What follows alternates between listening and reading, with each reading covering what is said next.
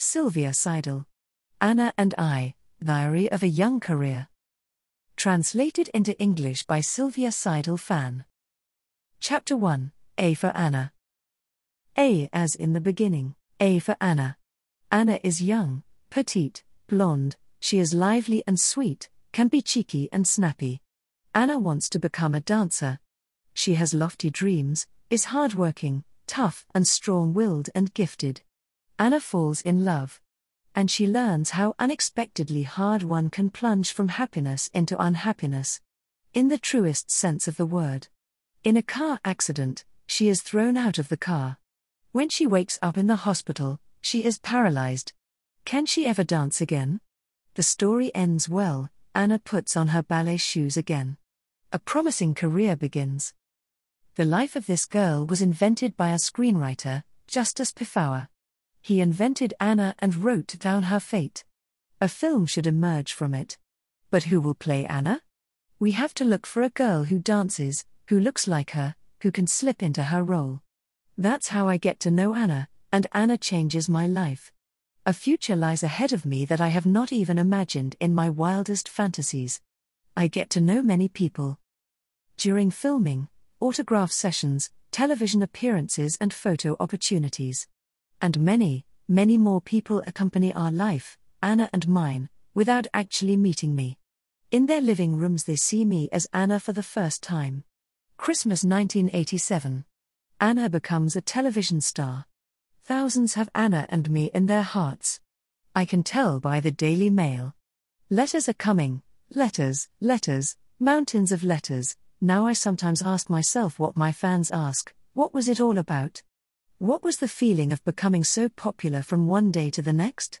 Do you keep a diary? Kirsten wants to know from Hagen. No. Unfortunately. Nothing is recorded. Too bad. But a few weeks later I get the chance to do just that. Together with a journalist who has written a lot about theatre and directs it herself, I can retrace my tracks. From the beginning of the TV series Anna, from my school days, to my lovely childhood. In many conversations I try to recall what happened then. What I thought, felt. I remember unhappy school years.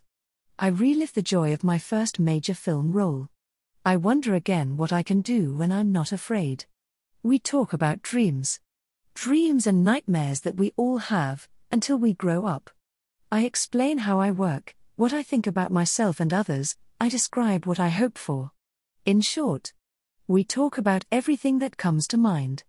We record all of this on tape for months and then formulate it page by page. One day it is ready and waiting on the table in front of us, my diary.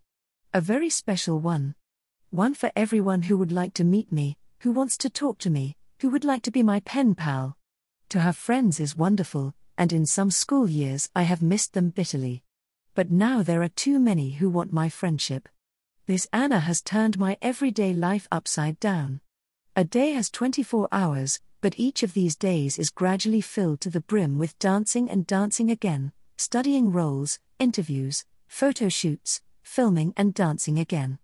Actually, not a day should go by without dance training. But these 24 hours are often not enough for me. How can I go about answering mail on those cramped days? It's just not possible. But my diary can do what I can't. Have time for my friends whenever they want.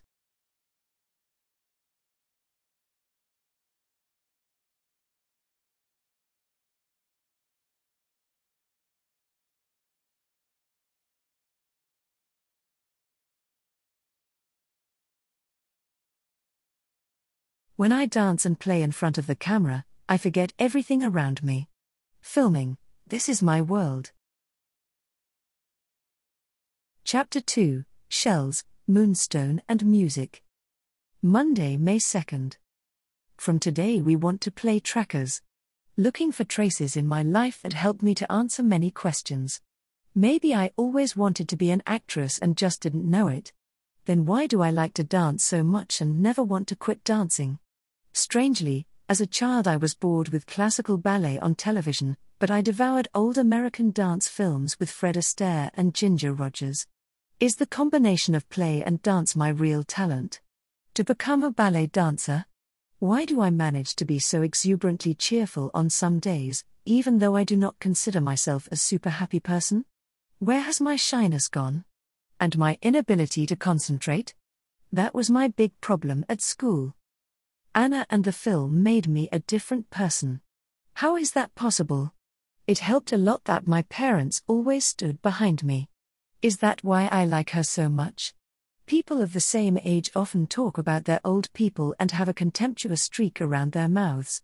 It hurts to hear something like that. Why do I want to move away from home anyway? Why is having my own household so desirable? To cook and clean myself? And then, to have a single person for a whole long life next to you? Could I even do that? Marriage? No, I don't even want to think about that yet. I want to dance and film and live and find out who I am and what I can do. Searching for clues. First we look around my room. Madonna is on the closet. On the shelf next to it, Marilyn Monroe and Hollywood greats like Audrey Hepburn and Judy Garland. On the wall, on the door, posters, portraits, fashion photos everywhere. Sure, I only hang stars in my room who I particularly like. I stick some pictures in between because I think the cool ideas, the design, the makeup are beautiful. My room at first sight. Why is there so much pink in my room? Pink is one of my favorite colors. And of all things, Anna has a pink ribbon as a lucky charm in the film. None of the film crew knew beforehand that I liked pink. If that's not a good omen. My record collection. From opera to ballet music to funk, disco, pop and rap. I used to like more classical music. I wasn't interested in pop music. Today it can't be crazy enough for me. Just heavy metal, that's not for me. And I'm not really into rock music either. Everything I do, I prefer to do with music. Write letters, wipe the dust or bake cakes. And in many hours of my life, nothing works without music. Music is for dancing like oxygen is for breathing. Fortunately, panels don't take up much space. Because my room is not big. The older I get, the more natural it feels to me. When I was knee-high, I thought I lived in a huge room. It seemed so tall and long to me. In these four walls I played, learned, and met friends. This room has grown up with me step by step. But even when the model railway disappeared and the doll's house, I kept some of the old residents here, my stuffed animals. Goodness, there will soon be as many as I have records. I just can't part with all these cute elephants, bears, ducks and mice. My real animals, Sammy, the rabbit, and Speedy, the guinea pig, live in the bathroom. Parents should allow their children to have an animal. If one has to care for such a living being, one can learn to take responsibility. Being able to act responsibly is a sign of a grown adult, isn't it? And we should all grow up. And then there are all these tiny things made of porcelain, glass, wood or brass, these fabric flowers, feathers, stones or the colorful shards of glass, rounded by the sea, in the little box on my writing cabinet. Why do I always have small, even the smallest things dearly collected? My box of notes with lots of sayings that I cut out of magazines or that someone wrote down for me is also valuable. I want to choose a few for this diary. Because they reflect my attitude towards life. I feel really good in colorful odds and ends. It can be a bit cheesy or funny or crazy. I like things that have a touch of games and fairy tales, of distant lands and times gone by. Like this fan. It is painted magically. Sweet peas on long stalks and red poppies sway in the wind like dancers. There are also butterflies on the fan. I am fascinated by these creatures dangling through the air. For me they are symbols of freedom. Because I've never heard of them being kept in captivity like other animals in the zoo. Just impaled. Once I was on Lake Garda. I can only remember vaguely. I was still very small. A whole meadow full of wonderful butterflies. The dreamy lake with the mountains on the fan reminds me of the south, of Italy. A landscape like vacation. That was always the highlight of the year, traveling with my parents during the school holidays. Then there were pretty little things to collect everywhere. On the plane the packaged mini portions, mustard packets, salt sachets, tiny soaps in the hotels, lumps of sugar in the cafes. But especially mussels. I have brought them with me from beaches on all of our holidays. Mother-of-pearl colored ones, I used to believe, were particularly valuable. Jewelry made of mother-of-pearl or moonstone. I rave about it. The colors are so enchantingly indeterminate, different with every little turn. How alive. One moment they shimmer silver green, the next they shimmer gold rose. Search for clues. The fan was, by the way, a gift to say goodbye to Anna. After the shooting, I was also given a dress, a crazy dream dress, back when the end of the television film was being shot in Paris. Sometimes I put it on and let myself be photographed in it. Nicole Carlett will help us in the search for clues, choose pictures for my diary with us, and take new photos of myself. I've known Nicole since the TV series Anna. As a photographer, she often works in film. She will also be there for my next shoot. That's the biggest thing anyway, that I'll play Anna again, in a movie. Until then I have enough time to deal with my diary. The swimming pool is cancelled for me this summer. I mustn't get a tan. Anna was pale on TV, Anna is said to have a delicate porcelain face in the film too. And what am I not doing for Anna's sake? Hannelore and Wolfgang Seidel with their Munich child. Mama comes from East Prussia, Papa from Silesia.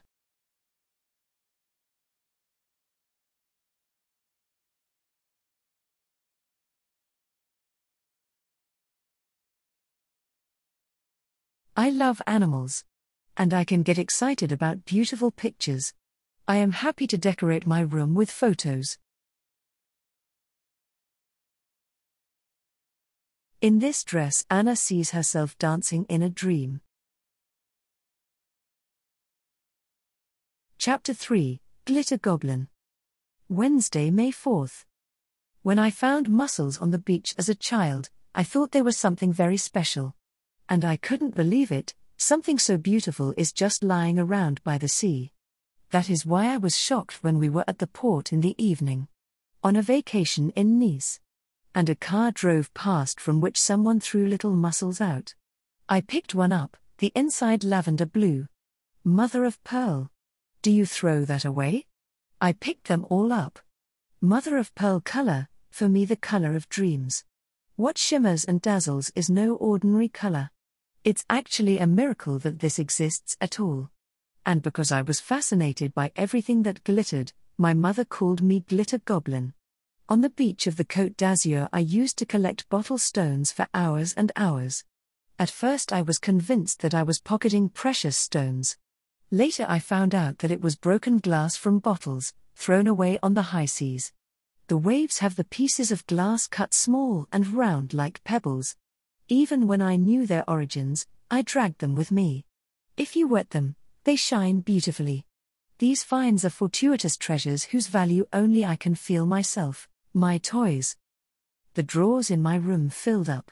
The closets got full and full. I had lots of toys. I was always aware that I owned a great deal. But I never asked for presents, and I never pretended to be kind and nice in order to be rewarded for it. My dad just loved granting my wishes. Otherwise, I think it's more the mothers who shop for the children. My father was always the only man out of all the women during the parents-teacher meeting at school. What I find remarkable, my parents were very good at empathizing with a child's world. They chose toys for me that I liked 100% without me having to show them in a shop window beforehand. I owned a train. My father made lots of colorful houses for me. There was a racetrack. And a doll's house. It was all arranged except for little knives and towels. Everything was tiny. It wasn't easy to use your fingers inside it. And because the other children were so clumsy and upset everything, soon nobody was allowed to go inside my dollhouse anymore. I had phases where I played with stuffed animals for 1 week and with a city made of building blocks the next. And I always tidied up in the evening, stowed away everything, left nothing behind. That's how I was from the start. Even today, everything must have their place with me.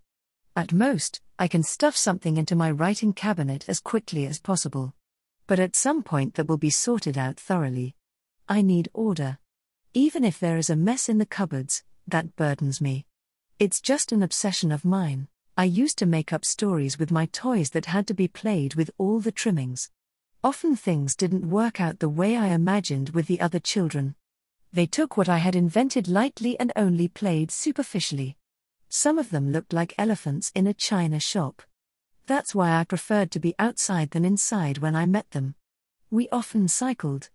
I did enjoy being outdoors and with others, but I actually played the most intensively on my own.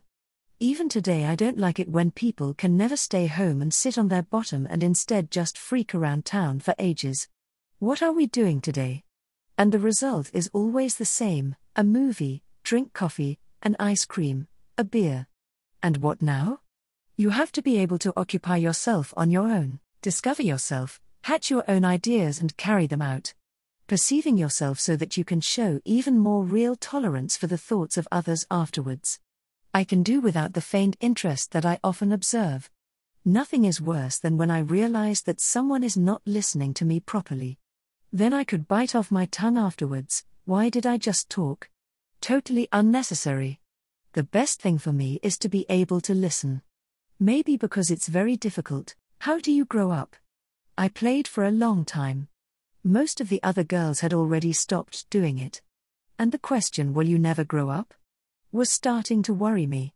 Today I wonder whether fate might not have been particularly kind to me. Now playing has even become my job. You don't have to worry. At some point the time comes, you are more mature and you don't even want to play anymore. I sold or gave away my toys. I always had to know where it was going. I never understood how others could throw their toys away. I always found it impossible when I heard someone at school say, "My mother has done a clean-up again." But these things belong to you. I asked a friend, uncomprehending. My mother says I'm 12 now and don't need this kid's stuff anymore, it just stands around uselessly. Woe is me, if I would have come from school and I would have been missing something. Then the anger devil would have jumped out of me. If I thought something was superfluous, I would put it aside myself. Sometimes everything got too tight for me. Then I cleared until there was nothing in 2 or 3 closets. A downright luxurious feeling, an empty closet. And that secure awareness, I can store something new nicely. Now the toys fit, and smaller treasures, gifts, collected and found items, souvenirs from the film, photos, letters, have taken their place in the drawers and shelves. When parents regulate everything and everyone, they need not be surprised that what is forbidden is particularly irritating. TV, sweets, these are typical examples. I could sit in front of the screen whenever I wanted.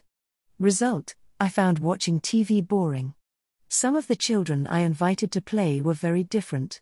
When they greeted my parents in the living room and the television was on, the children would be sitting in front of it in no time. And I could whine and nag, "Why are you sitting in front of the box now? You came to play." I had to wait. The telly was more interesting.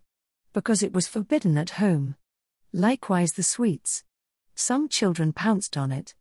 I always had a can of sweets in my room. A matter of course for me.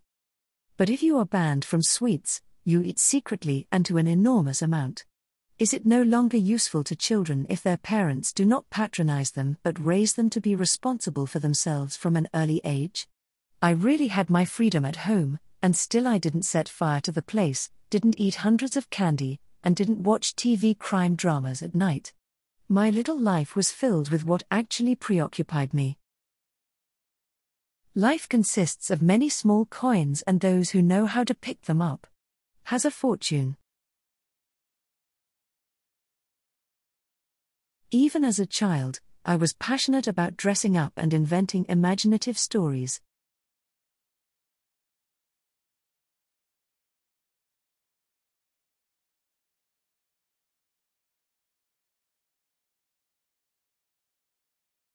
From my photo album. At play.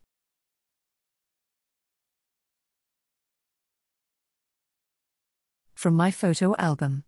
In a carnival costume.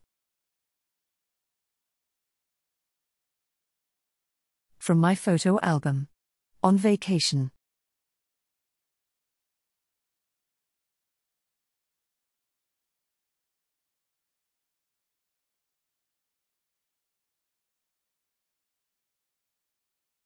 I find it difficult to train every day during the holidays. But my feet need their exercises.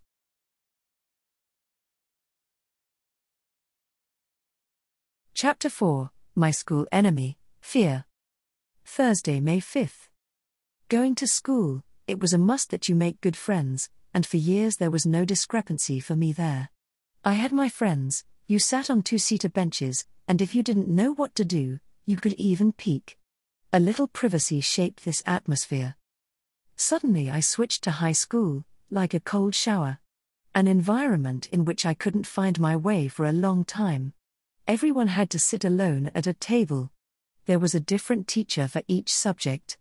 The material progressed quickly. No repetition and patient explanation as in elementary school. We were always told to ask if we hadn't understood something. But I didn't dare to admit it. The classmates were obviously all more mature than me. It seemed to me that the time it takes to endure this more adult world has simply been forgotten by me.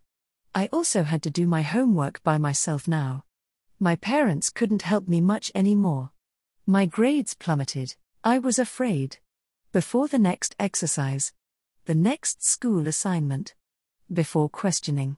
The worst part was being called to the board to do the math. I didn't understand math anyway. This nakedness. Standing there as if naked. Sometimes the teacher made a joke. And then, this laughter. The class didn't laugh at you, no, but still. I always blushed so quickly. I've been dragging this problem around with me all my life. I notice myself how the blush is rising in my face. Many people ask me about it, they don't mean it, but it hits me. And I get annoyed when someone jokes, "Did you drink Rotbacken?" What is the teasing about?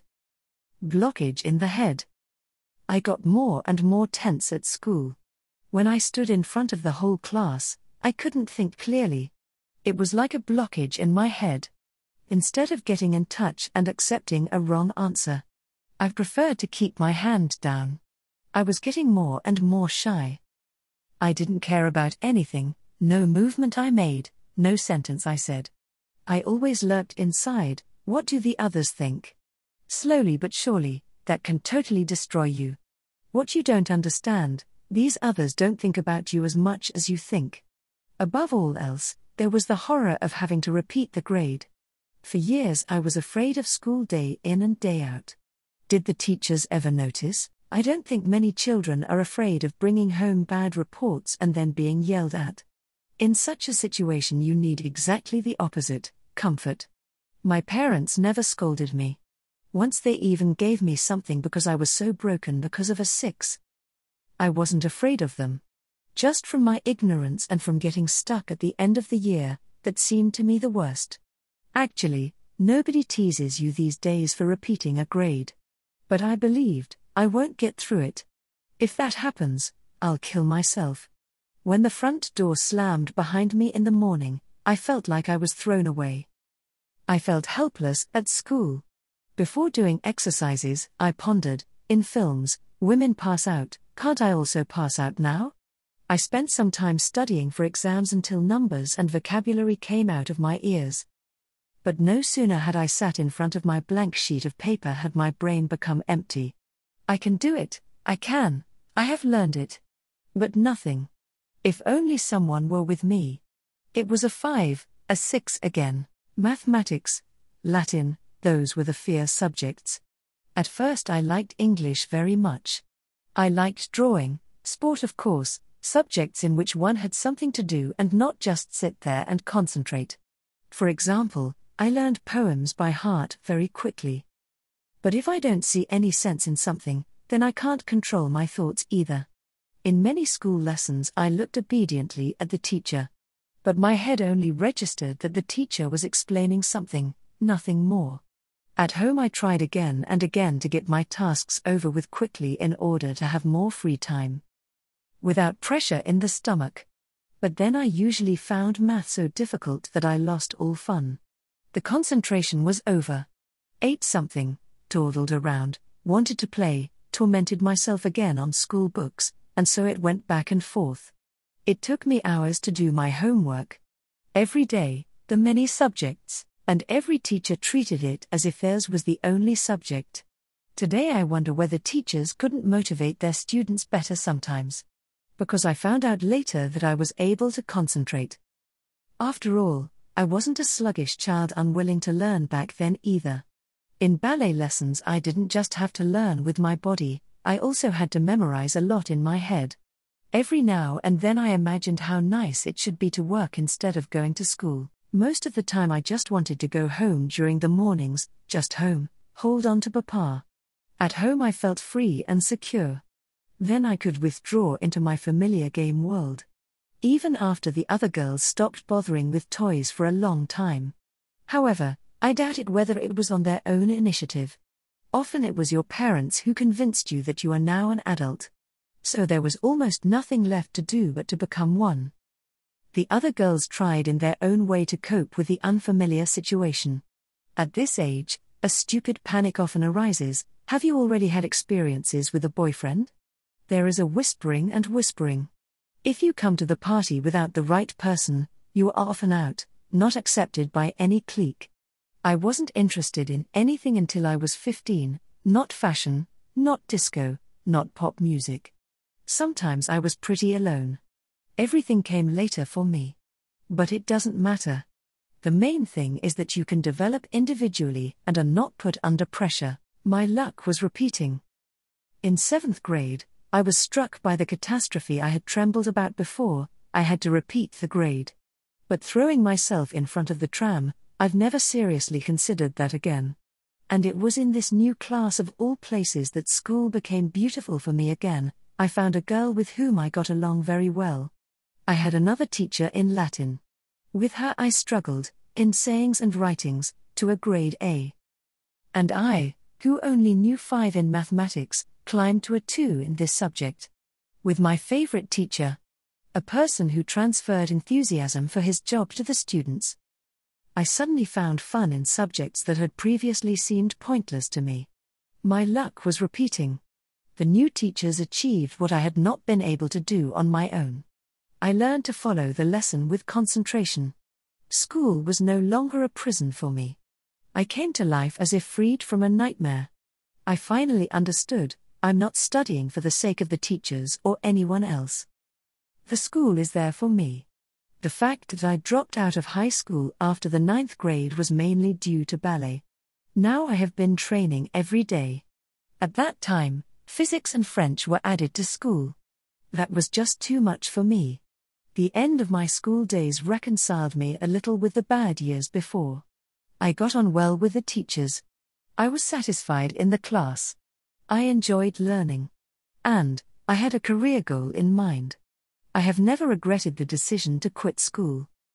Since the film, I've been in fast motion. I've caught up on a lot of things that I thought I'd never be able to do. It almost annoys me that I always doubted myself and that I was so annoyed with myself.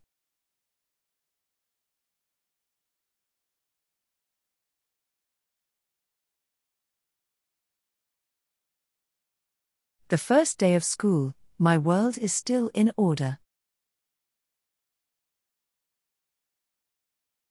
Back to the high school for the autograph session. I meet my favorite teacher again. Chapter 5, I'm Anna only while playing. Saturday, May 7th. I have known Anna for a year this May. I lent her my shape, my gestures, my movements, my posture, my dance, my voice. So that it comes true on the screen. It has come to pass. Now I have to take care that I remain Silvia for the audience, so that Anna is not the person who really exists, as if by an evil spell, and I am just an actress invented for her. Anna, an identity problem? At least not for me. I'm Silvia, not Anna. I have never liked to imitate stars or unrestrainedly emulate idols. I never looked for role models I wanted to put on the icing on the cake. Sure, I like this about one, that about the other. But I always wanted to be me, not like someone else, no matter how famous. That is also something that calms me down in all the hype about Anna. I have no fashion wave triggered. I have a lot of fans, but they don't walk through world history like lots of little Silvia Seidels. If that had happened, That would have depressed me a little. I want it to be exactly the other way around, that I could encourage young people to dare to be themselves. I just play Anna, I won't be Anna. Honestly, even if I wanted to, I wouldn't make it. She is so much stronger-willed than me. If the same thing happened to me as it did to her, if one day I woke up paralyzed, couldn't dance anymore, I wouldn't have her energy to get well again. I'm afraid I would give up and quit. Maybe I would like to be Anna? Who knows, but bringing Anna to life while playing, that brought me joy. What did I get to experience? What did I learn? But also what worked? To the limits of my strength. And secretly, I was hoping to be able to play Anna a second time. Now it's time. In just under 4 months, filming will begin for a movie as a continuation of the television series. The next period is tough, promotion tour to America in July. In August, dance training in London. My 19th birthday in September. In October, filming in New York. I used to torment myself day after day, for years, with fear in my stomach along the way to school. But now today I'm even looking forward to the hardest days of filming, when I often toil from 6 in the morning to midnight. For the TV movie Anna, girls were being searched for all over Germany for a long time. With newspaper ads. But I didn't notice. One day I met my friend Bernadette. Until recently I went to the same ballet school with her. And she told me, Silvia, recently there were people from the film industry with us, they were looking for someone for the Christmas series on ZDF. I just thought, now, of all places, just after I've changed schools. At some point, days later, 2 men were watching my new ballet school class. That happened quite often, acquaintances from the school management and so on. But this time I remembered, Bernadette had said something like that. Are they still looking? Certainly not. I calmed down, this can hardly be happening. After the training, however, the teacher called to me and a few others, Silvia and you and you and you and you. The gentleman has a few questions for you. We went to the office and then he started talking. We're planning a Christmas series. I was almost blown away. That can't be true. But it was. The next weekend we should go to an audition, a so-called casting. Well, I thought, I'll go. Why not? I had already got to know a bit of the film and television atmosphere, and as a child I had a taste of the theatre. Ballet has to go through your head, you have to get it.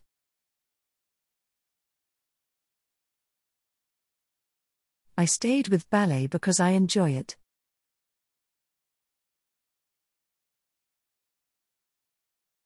Chapter 6, When I was a Moorish Child. Thursday, May 12th. When I think about the time at the opera, it was beautiful. For many years I was an extra, a stage child with silent mini roles. I never had any text. But sometimes I was allowed to wear dresses like a princess or a lady in waiting. In Swan Lake, Tchaikovsky's famous ballet, I strutted across the stage as the prince's page. Could I ever have guessed that Swan Lake of all things would become so important in my young film life? Then Sleeping Beauty, also a ballet by the Russian composer Tchaikovsky. When the curtain rose, the hall of a castle could be seen, in the foreground the cradle of Princess Aurora. We girls stood around them with candles in our hands. Just don't move. Don't wobble. I always stood there, thinking that everyone in the audience was looking at me. If I run out of candle now, I can't think of it. With Sleeping Beauty I was still very nervous. For this fairy tale I was hired for the opera for the first time. At the time I was in elementary school. To appear in Munich's opera in the evening as a page, angel or more in the spotlight, it was like Christmas and Easter all at once for me. Anyway, the more. My favorite role. With darkened makeup, I was dragged in on a ship, in my hands a fruit bowl, lavishly decorated with grapes, oranges and peaches. That was in Mozart's Così fan tutti. A short walk across the stage, across the front, and put the fruit bowl down. I was as proud as a Spaniard. Well, actually more like a Moorish child. It was an important time for me. I got a bit of stage experience and at least in this context I gained confidence. Nevertheless, I could not overcome my shyness at school. I was 8, 9, 10, and I gradually mastered my performances with routine. The great excitement was over. When Papa asked me after a performance if the audience was making me afraid, I shook my head. The auditorium is so nice and dark. That gives me security. Very different than standing in front of the class when you can see all eyes on you. In the evening on the opera stage. I could not understand why some parents would not allow their children to go on this stage adventure. Well, you often go to bed late. For a while I was at the opera house almost every night. But what wonderful memories. For a lifetime. In Giselle, a ballet by Adolphe Adam, I was even allowed to do a ballet pose. I was carried past in the background. Giselle sees herself as a child in a dream. I was dressed like her, wearing the same wig. My first ballet pose on stage, I took that seriously. Something terrible happened to me in Pelléas et Mélisande, an opera by the French composer Debussy. It was the hardest thing I ever rehearsed for the stage. We children even had to react to French cues and had to do the whole opera. So much so that at the end we were allowed to bow before the curtain. On the unfortunate evening I had a fever and felt miserable. And then, when we were gathering around a singer like little sheep in one scene, the singer had to push us away, and he got caught with his cufflinks on my wig. I ran away, and stood there without a wig. I would have liked to sink into the ground. My hair was rolled up under the wig and held together with a white elastic band that was wrapped tightly around my head. I looked terrible. As a child, you want to run away and cry at such a moment. But, I said to myself, it doesn't help you, carry on. On top of that evening I missed my beloved Mrs. Kramer, who mothered us child extra so caringly. Her replacement was, I found it at the time, disgusting to me. After this performance my father didn't pick up a beaming child extra, but a weeping bundle of misery. It may be that some people think that children don't easily take such stress. For me, the theatre was the most serious thing in the world. In the run-up to Christmas, the opera Hansel and Gretel was often on the program. The last performance was always on New Year's Eve, and we were especially looking forward to it. Because there was gingerbread, as big as you can buy it. At the end of the opera, when all the enchanted children had been released, there were some dummies on the stage floor, and some real gingerbread cakes, huge ones. There was dancing between them. As soon as the curtain came down, that meant only one thing for us children, from the extras to the choir. Get to the gingerbread. But then the curtain went up again. Bang, the guys were already on the real gingerbread. Some were so clever as to reserve pieces this way, even with the curtain open. Look down, choose your piece, then wait for the curtain to close. Who has the biggest chunk? It didn't taste that great, but what about staged gingerbread? Mum picks me up from the opera. To wash them all white again, a nice mess. One of my first stage appearances, Paige.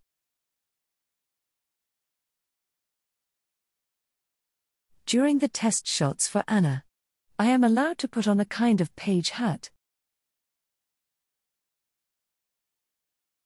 Chapter 7. Acting? Never. Thursday, May 19th. I didn't really have much film and television experience before Anna. But I was not completely alien to film studios either. When Michael Ender's bestseller The Neverending Story was made into a film in 1983, I was one of the extras. These are actors in film who appear without text. In the theatre, as I have already said, they are called extras. Girls with long blonde hair were wanted for this film. One of my friends knew a woman who taught such roles to boys and girls. This lady suggested me and another pair of siblings for the film production. I went out of curiosity, with the fear in my stomach of having to say something. After all, I rarely managed to speak up in school. When I was in a pub, I hardly dared tell the waiter my order. I was shy in front of the stage, even though I started dancing at an early age. As a 4-year-old I was allowed to take ballet lessons. There was a small studio around the corner from us. Because I was constantly bouncing around the apartment, disguised as a ballerina, my parents thought that was something for me. Heel, point, 1, 2, 3. I was really athletic from childhood. When I was 7, I was second at the Bavarian Youth Championships in ice skating. But after a year of training, I had given up the dream of becoming an ice princess and decided to concentrate entirely on ballet. Because falling doesn't hurt that much. Figure skating on the ice was a bit too stubborn for me in the long run. In addition, both disciplines side by side are not exactly ideal for the muscles. Even when I left high school to concentrate fully on my dance education, I actually didn't want to go to the stage. I panicked when I imagined it. Dancing as a profession takes place on stage, in public. Therefore, acting? Never. So we introduced ourselves for the never-ending story, were accepted and did not have to speak. In this way, I experienced the atmosphere of filming for the first time. Great. We, the three of us, got along well right away and became friends. The best part, we had a week off from school. We were made up as fairy tale creatures. In my dreams, I had always imagined stories in enchanted landscapes. When we were called into the studio for our scene, we could hardly believe our eyes, everything in dreamlike white. An ivory tower as a backdrop. Adorable. This moment I will never forget. For the whole of the following year, the woman who first referred me introduced me again and again for new film projects. Pretty roles were offered, a princess, an enchanted fairy tale child. Although the work appealed to me, I kept thinking to myself, you can never do that. You wouldn't even dare yourself if you got the role. Now I know, I was most afraid of myself. It never worked. I was too old or too young, too big or too small. Until the role of a teen was offered in an early evening series on television. I was offered a speaking role for Soko 5113. With 4 or 5 days of shooting. I already had the script in hand. What now? Just a few sentences, but for someone who has never spoken in front of the camera and who didn't even appear in the school theater, that seemed like an insurmountable obstacle, but it appealed to me, somehow. So I took a deep breath, and went. To be an extra, I could already do that. But when I came to the Soko recordings, everything was unfamiliar again, nobody cared about me, I didn't know anyone. Makeup was being put on me and I just kept thinking, what do I have to do, where do I have to go? I watched how it went. Funny, cool and easy going. A great atmosphere. In one scene I had to scream. That was quite an effort. Screaming, and then in front of so many people, how embarrassing. My first thought, no. But then, for whatever reason, I did. And strangely, I felt like I was liberated. During the days when I dared to take the first speaking role in my life, I felt like I was standing next to me. As if I myself watched how I changed. What could I do if I wasn't afraid? That job was great. Then months after months passed, nothing happened. I danced. Every day. Dreamed of the next role every now and then. Because I now knew what it was like to be in front of the camera. At 7, I'm still an ice princess.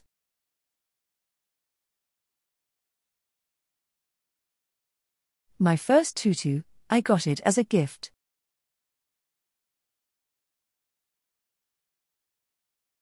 Chapter 8. How do I get so mad? Sunday, May 22nd. Today I want to begin to bring my experiences with Anna step by step back into the present. Turn back the time a year. And then I can see myself sitting at home, with my first few pieces of text on my lap. It is the scene in which the girl tries to walk with crutches in the treatment center. Her friend is driving a wheelchair in front of her in the gym and asks her about her vacation in Italy. Anna tries hard to hold herself upright until she collapses crying. From these few lines I can tell how difficult it will be to audition. But I like this Anna. I can immerse myself in the plot, although I don't know much about it yet. Audition day. Then it's time for audition day. A few more girls are there, a lot of people around them, the camera, I'm nervous again. I would like to disappear right away. As if I had never been in this situation before. Terrible. I watch the 4 girls in front of me. I know all of them from my ballet school. Then I have the crutches in my hands. I should throw it away in anger.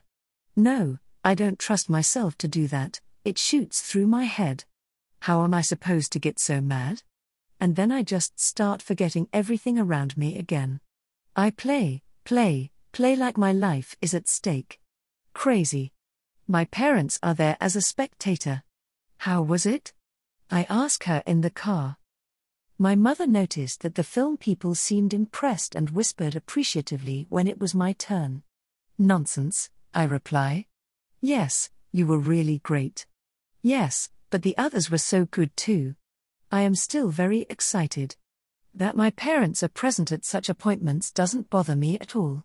Other people, yes, they irritate me. But I know my parents, and we get along very well. I have never felt the pressure to perform from them. That is one of the foundations for our good relationship. I am sure that these are people who do not want to test me. My parents know who I am. And I find it particularly exciting to play a side to them that they are not used to seeing in me. Days and weeks go by. At home, I often talk about this casting. I'm getting impatient. Although I know from other job interviews, it always takes a long time to get a call. In addition, the film people for this project are out and about in many cities. Anna is to be selected from 2,500 girls. In the ballet school, we girls, who were there, punched each other almost every day. Well, have you heard something? No, have you? No, I haven't. Probably each of us wants to play in this Christmas series. We all know how well known and popular these programs are. Patrick Bach, for example, made it big this way. In the evening when I come home I think, I hope someone called. And before I go to sleep, I imagine what it would be like to get a lead role. You will definitely be pictured in a newspaper one day. What kind of clothes will you wear? Where will it be filmed? Maybe abroad? Oh, that would be wonderful. I'm starting to want this role more than anything else before. I have the role. I sit at home with my parents. Dad and I were out during the day. Now we have made ourselves comfortable in the living room. We talk and come to the topic for the 100th time. I moan, they won't get in touch anymore. It's all forgotten. What's the point? Mum replied calmly, oh, the film people called today. You have the part. How? What? What's happening? Oh yes. Yippee. I almost gasp with joy, freaking out. I don't even know where my head is. Mum, why didn't you say anything? I've been at home for so long and you didn't say anything. Yes, she said calmly, I wanted to keep it as a surprise for tonight. I can hardly believe it. Anna, the role, television. Oh, this is glorious. I had auditioned so often and nothing came of it. At first I don't tell anybody at school. I don't want to rush straight in and say, hey everyone, I won. I don't like to boast. It is only later, in passing, do I say, it was me. Everyone thinks it's great for me. The other girls, I have to admit, are more talented at ballet than I am. Who knows, I think this might be your chance to try something else. Even those who absolutely want to dance will at some point feel that they may never achieve great things. And then they have to figure out what they really want.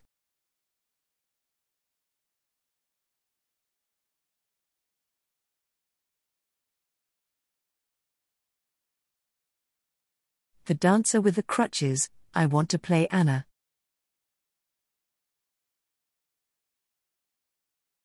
Chapter 9, Now There Is No Return.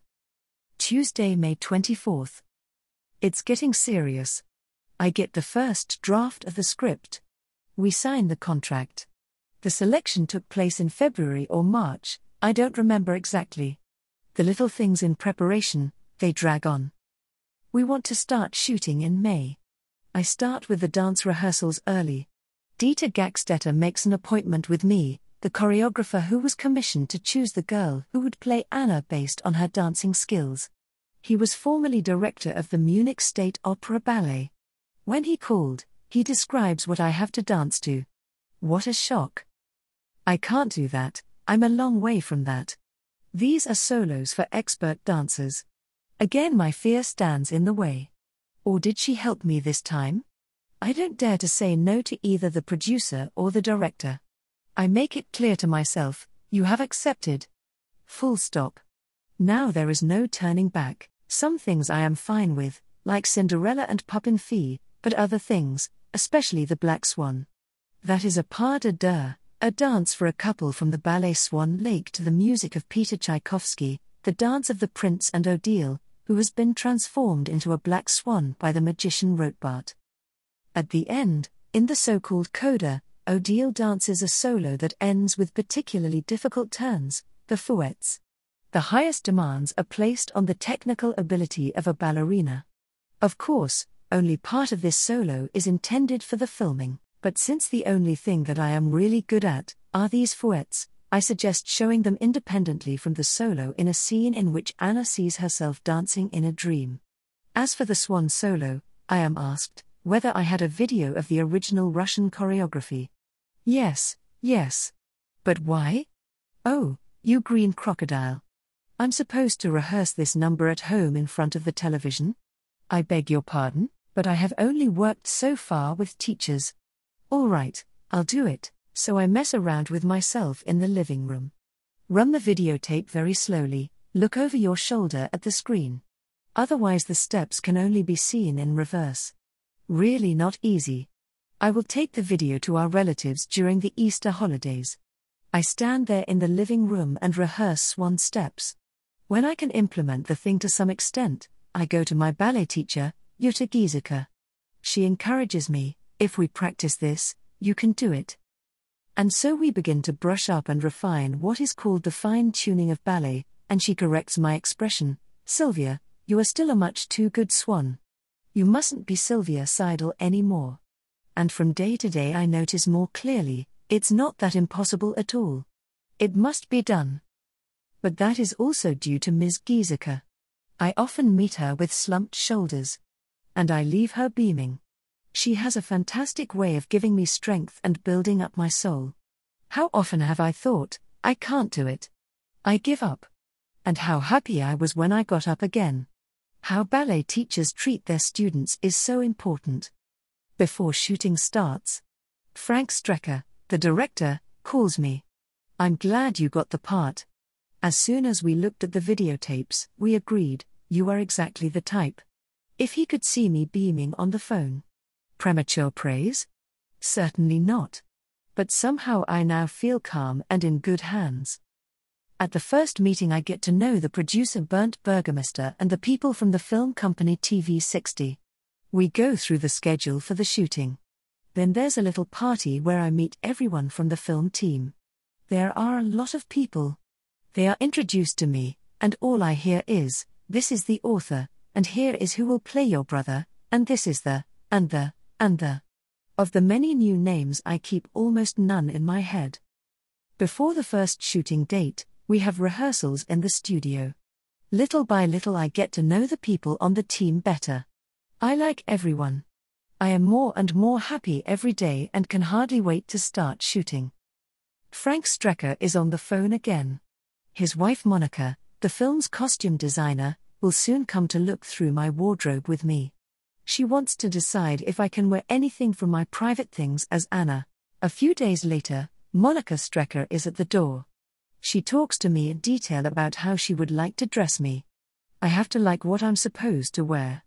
Otherwise one cannot move naturally in front of the camera, is tense, cannot identify with the film character, cannot portray her convincingly. The costume can help you transform.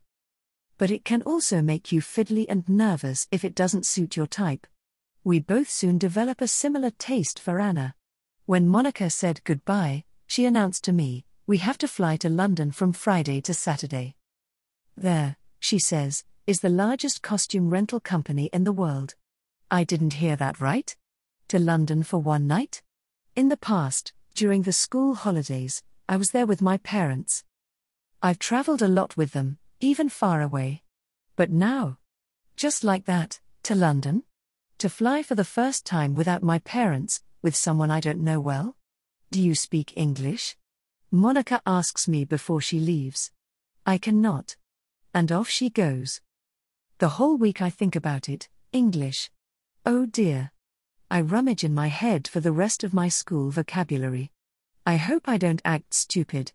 Or say nothing at all out of sheer shyness. Thoughts upon thoughts. I am restless, and at night I dream like crazy. For one night in London. And then we sit on the plane.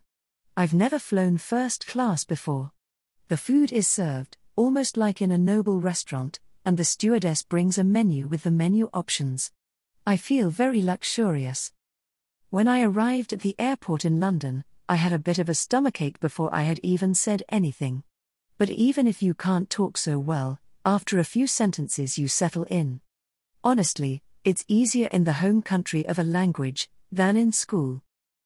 I don't know much about grammar, but I don't think about it anymore, just start talking. And it works. Get in a taxi and off you go through town. At that moment, in this beautiful, old English car, I notice, not that I have suddenly become a megalomaniac, but I realize very intensely, you now have a job. Sitting in a taxi in London, driving to a rental shop where costumes for world stars are selected. And there you, yes you, Silvia Seidel, will try on film costumes. Great. Berman's and Nathan's is the name of this business. It is just as I always wanted as a child, to have an attic with a grandma, crammed with old things to fiddle with, and very unusual evening gowns, and to be able to rummage around and dress up, or to be locked up in an opera house for a night and slip into all these splendid robes. And that was real now, just as I had imagined. It's just that we're not in the opera, but in a house the size of a castle. And then I try ballet costumes. Another strange feeling, because in ballet school we only train in leotards. You only get a real, fragrant, protruding skirt made of innumerable layers of tulle.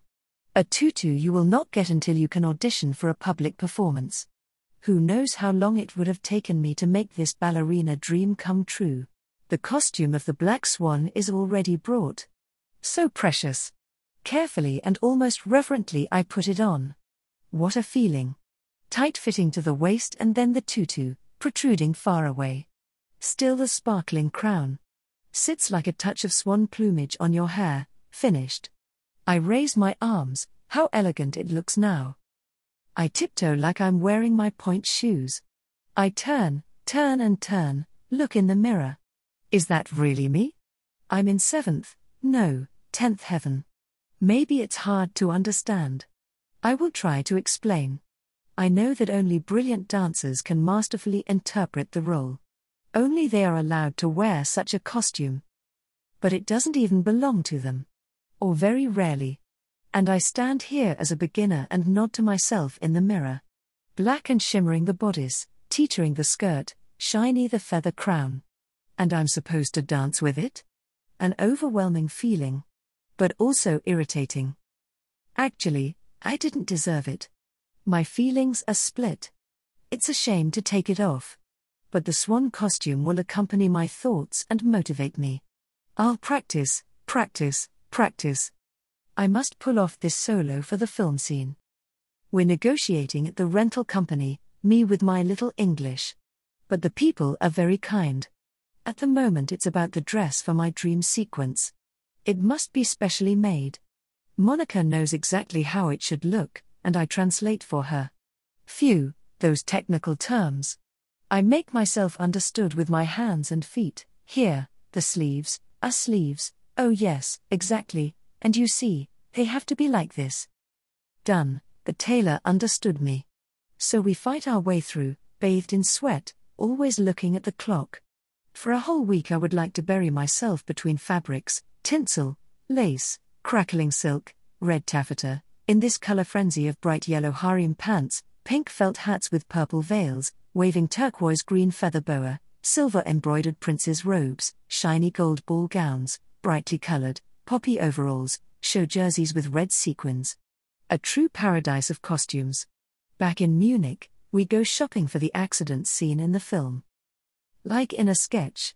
Monica selects the same thing from each piece 4 times. 4 pants, 4 sweaters. 1 for me. 1 for the doll that will fly out of the car. 1 for me, when I'm lying in the dirt, my clothes smeared and encrusted. And 1 as a reserve. We come to the checkout. The saleswoman beamed, "You have quadruplets. How cute." I have to turn around quickly, otherwise I'll burst out laughing. My poor parents, when I imagine it. 4 versions of me. I dance as Anna on TV. The fairy tale Cinderella is included.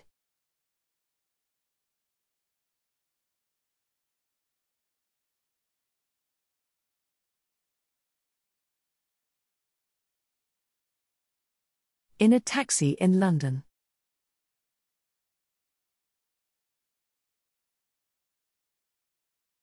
The world's largest costume rental shop has old clothes, new clothes, funky things, brightly colored, matching shoes, hats, scarves, bags, gloves, everything.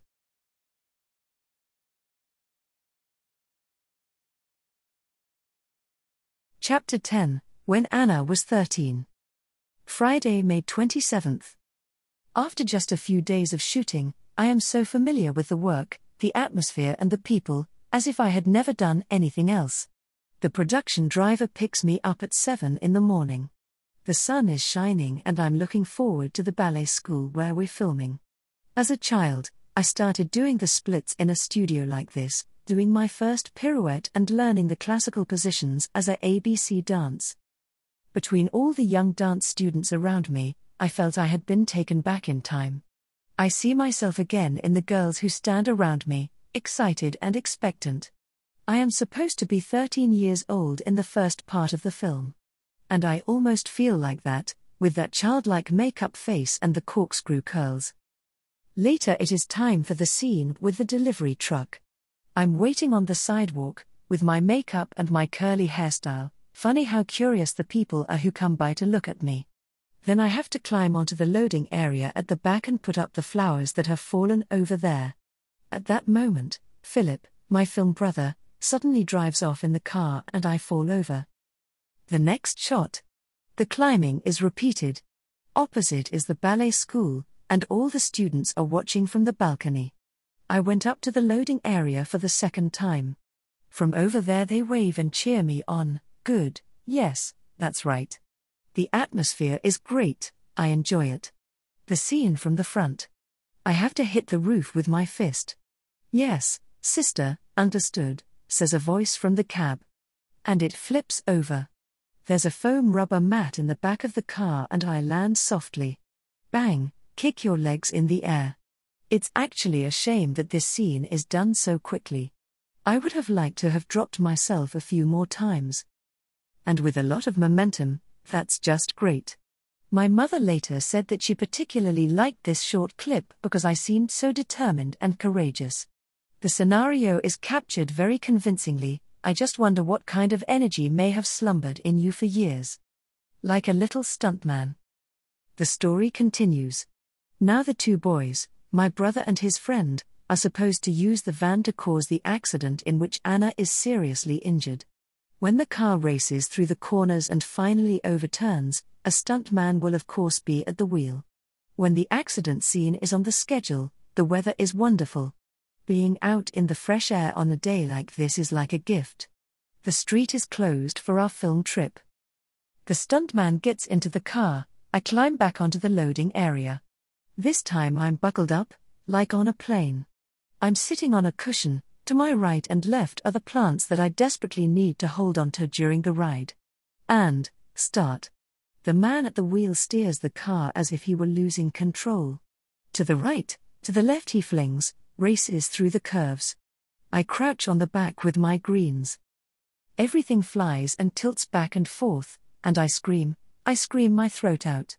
In the evenings I'm very hot. We shoot the scene all day.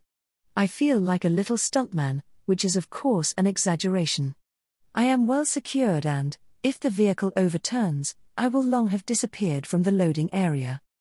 Even if I think this ride is great, getting off in time is reassuring.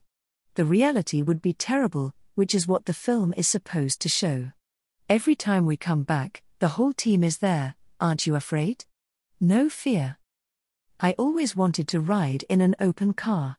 And the film fulfills my wish. On this lovely long day we drive back and forth, again and again. When we stop at the rendezvous point for the 10th time, well, what now? Oh, great. The cameraman and the sound man were on the loading area, both climbed down, pale as a sheet. We're completely exhausted, it's a terrible frenzy. A new tour. So far the car on which the camera is mounted has driven behind us and in front of us. Now it drives once to the right, once to the left. Again and again it goes through the hairpin bend, again and again. I'm happy, the others just wonder about it and smile. The stuntman is now in full gear, with a helmet and all the trimmings. At the back of the truck, in my seat, is a doll. The big moment, everyone holds their breath, the delivery truck skids off the road, overturns. The doll flies out high into the air. Perfect. Crazy. The hero of the day crawls out of the wreck unscathed. Everyone is happy with him. The scream on the trampoline. In the film, the second Anna falls out of the car, my face appears, distorted with fear. We'll record my scream the next day. The most important requirement is a trampoline. The cameraman crouches on the edge. I'm supposed to jump up and when I come down, scream straight into the camera. Sounds simple and is damn complicated. We count together, 1, 2, 3, to 6. I jump 5 times, higher and higher. On the 6th jump I am supposed to grimace in horror. It is not difficult for me to put myself into a scenario. But here on the trampoline, I am in costume and makeup, but it is of little use to me. It's funny too. The team crouches around and laughs at me like crazy, as I in vain pretend to be afraid with my doll face, in the childish clothes, with the flying curls. I don't dread anything down there, so where can I get the fear and terror to get that horrified expression? I whine to the cameraman, "Oh Peter, I think it won't work, I can feel it." "Do it again," he encourages me. "Try to look as if you suddenly see a cobra crawling on the trampoline." Everyone tells me an experience that makes them terribly frightened. One of them, how he fell off the ladder, the other, of how he slipped on a slope on a mountain hike, and he rips open his eyes. That's what I am looking at. Everyone wants to help me. I will try all the variations I thought. I bravely imagine monsters, scary and horrible. Then Peter says suddenly, "That's enough, let's leave it. Do you really think you want to quit?" "Yes, that's it for today. It's good, I have what I need." He must think nothing more will come from me. I can understand. Too bad that the scream didn't work out. In the evening, the production team often looks at the samples of what was filmed during the day. Sometimes I'm there for it, not today. I don't want to see my trampoline jumps. The next morning Peter calls from afar, "Hey, it turned out great, really great." I don't even know what he's talking about. Then it occurs to me. What? Me? On the trampoline? I'll check it out. Is that true? I like the expression on my face too. Another stage completed. The color distortion effect in the film increases the impact. I really looked scared to death. The last frame of the scene is comfortable for me. I lie on the forest floor and don't move. The makeup artist painted my face pale with blood and injuries. When I watched in the mirror how my face slowly turned pale thanks to the makeup, the eyeshadow and powder, I felt really sorry for Anna. Fortunately, however, the accident victim is sitting in the foliage cheerfully, and is unconscious for the last time. Finished. The powerless one is allowed to get up and have an ice cream. On those days I often thought, I hope such an accident will never happen to me. If only people would all drive a little more sensibly. Unfortunately, what we are staging here is not far-fetched. Carelessness on the roads is the order of the day. And I still want to get my driver's license?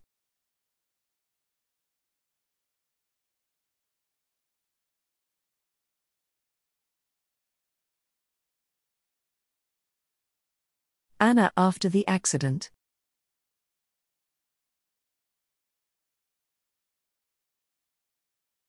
Chapter 11.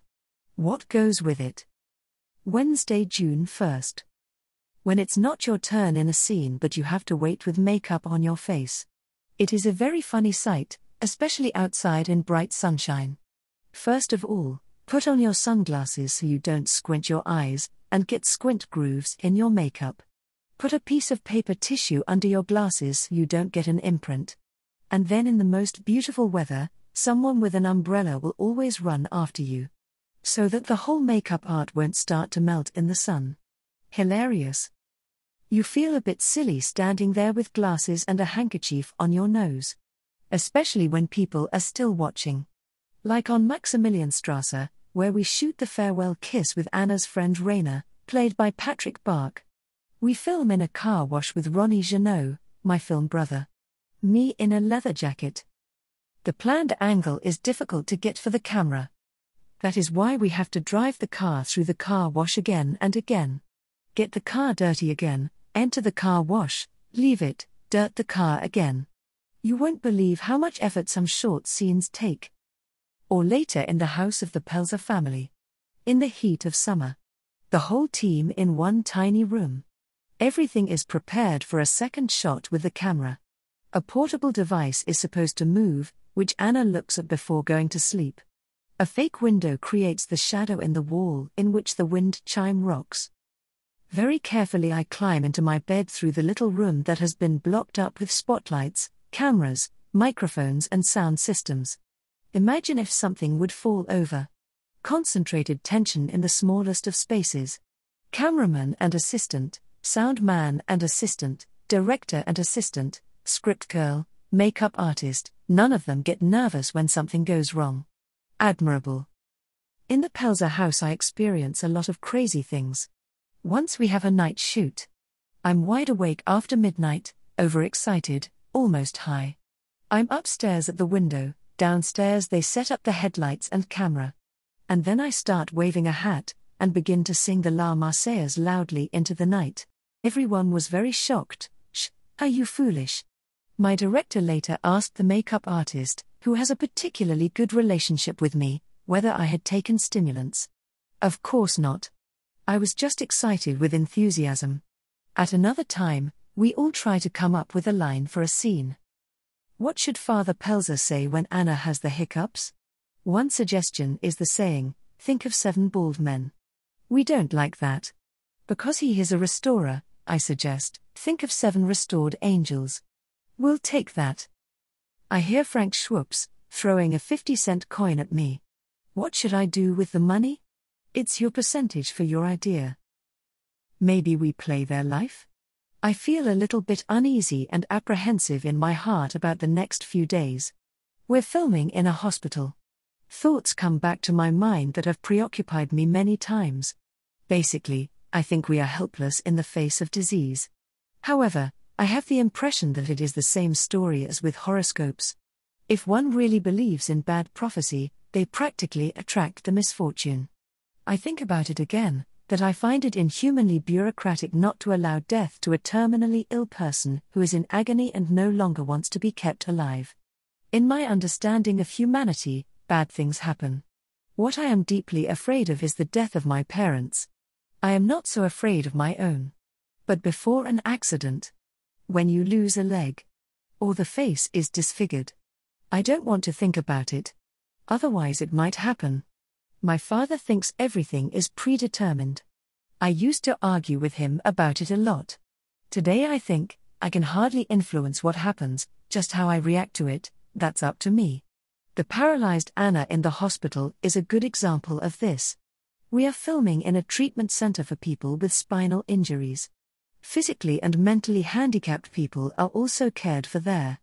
For the first time in my life I have direct contact with disabled people. Many of them have already seen Patrick Bach in other television series. They run towards him spontaneously when we appear.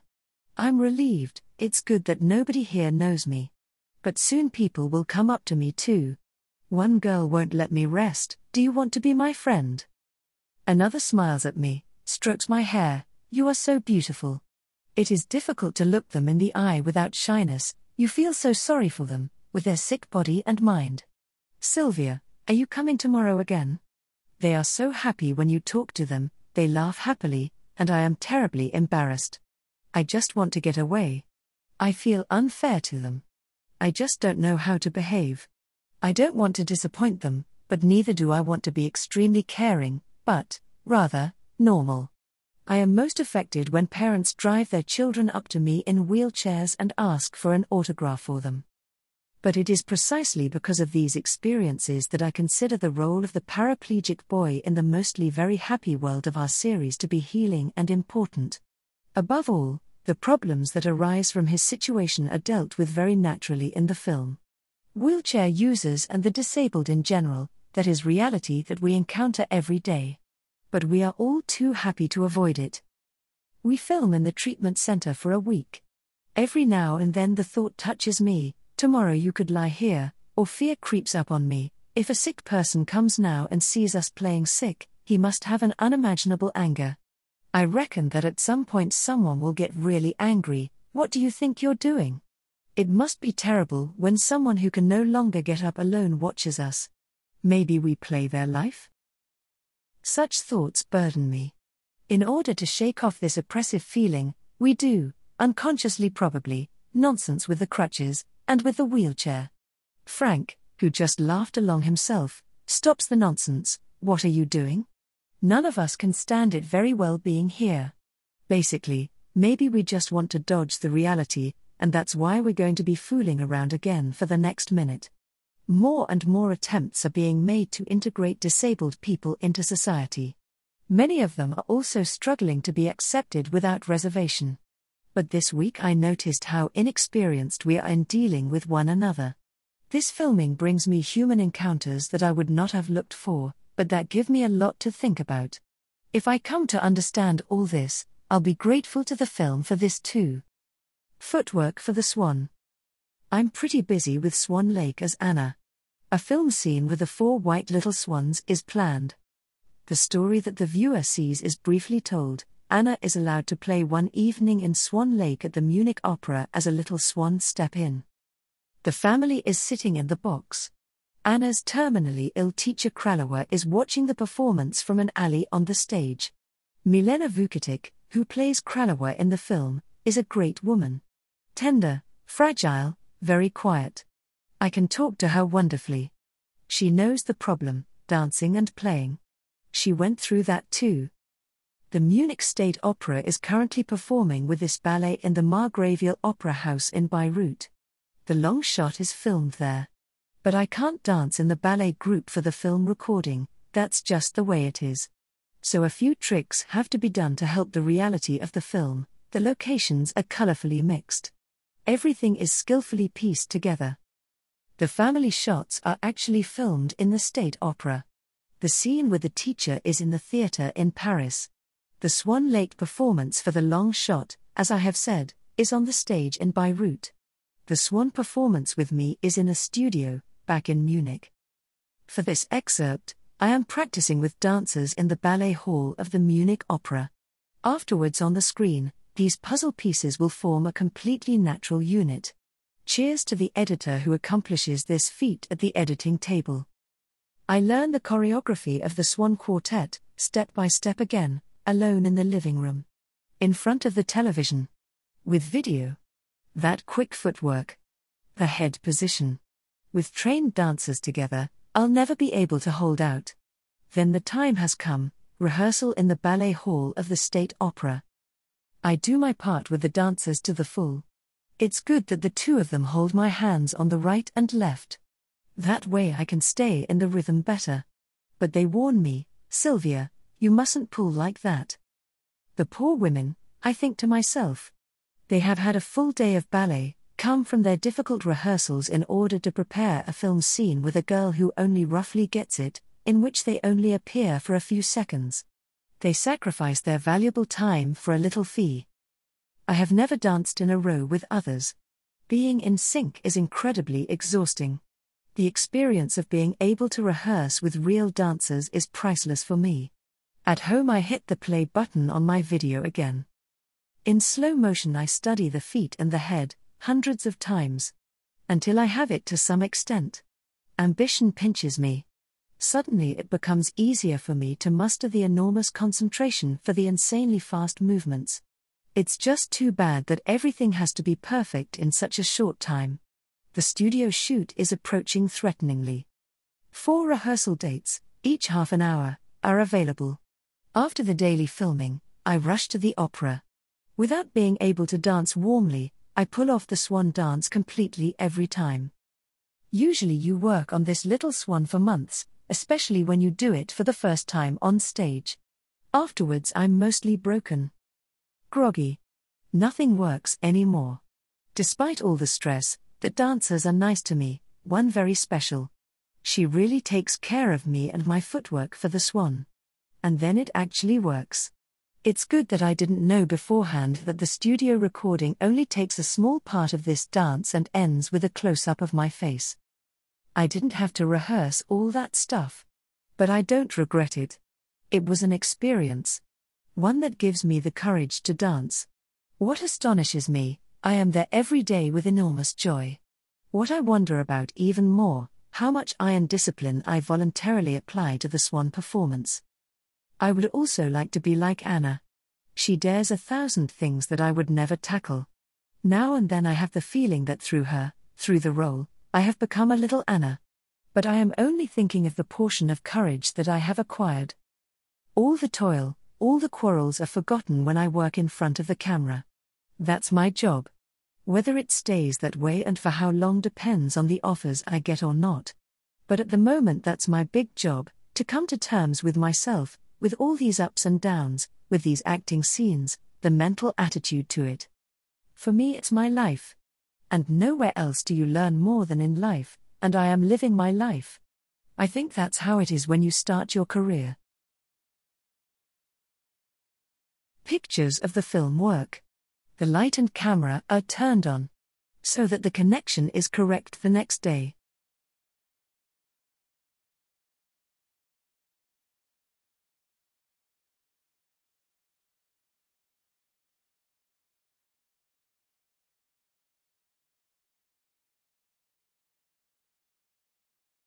New makeup.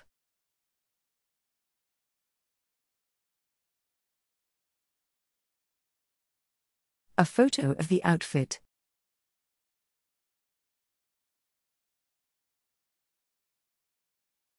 Pause between takes. Specky ensures the right tone. Anna in a wheelchair, scene with Patrick Bach as Raina. My problem, the feet. But you must.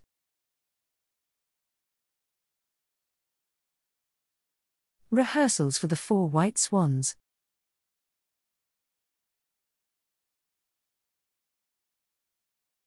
Chapter 12, The Dream of the Black Swan.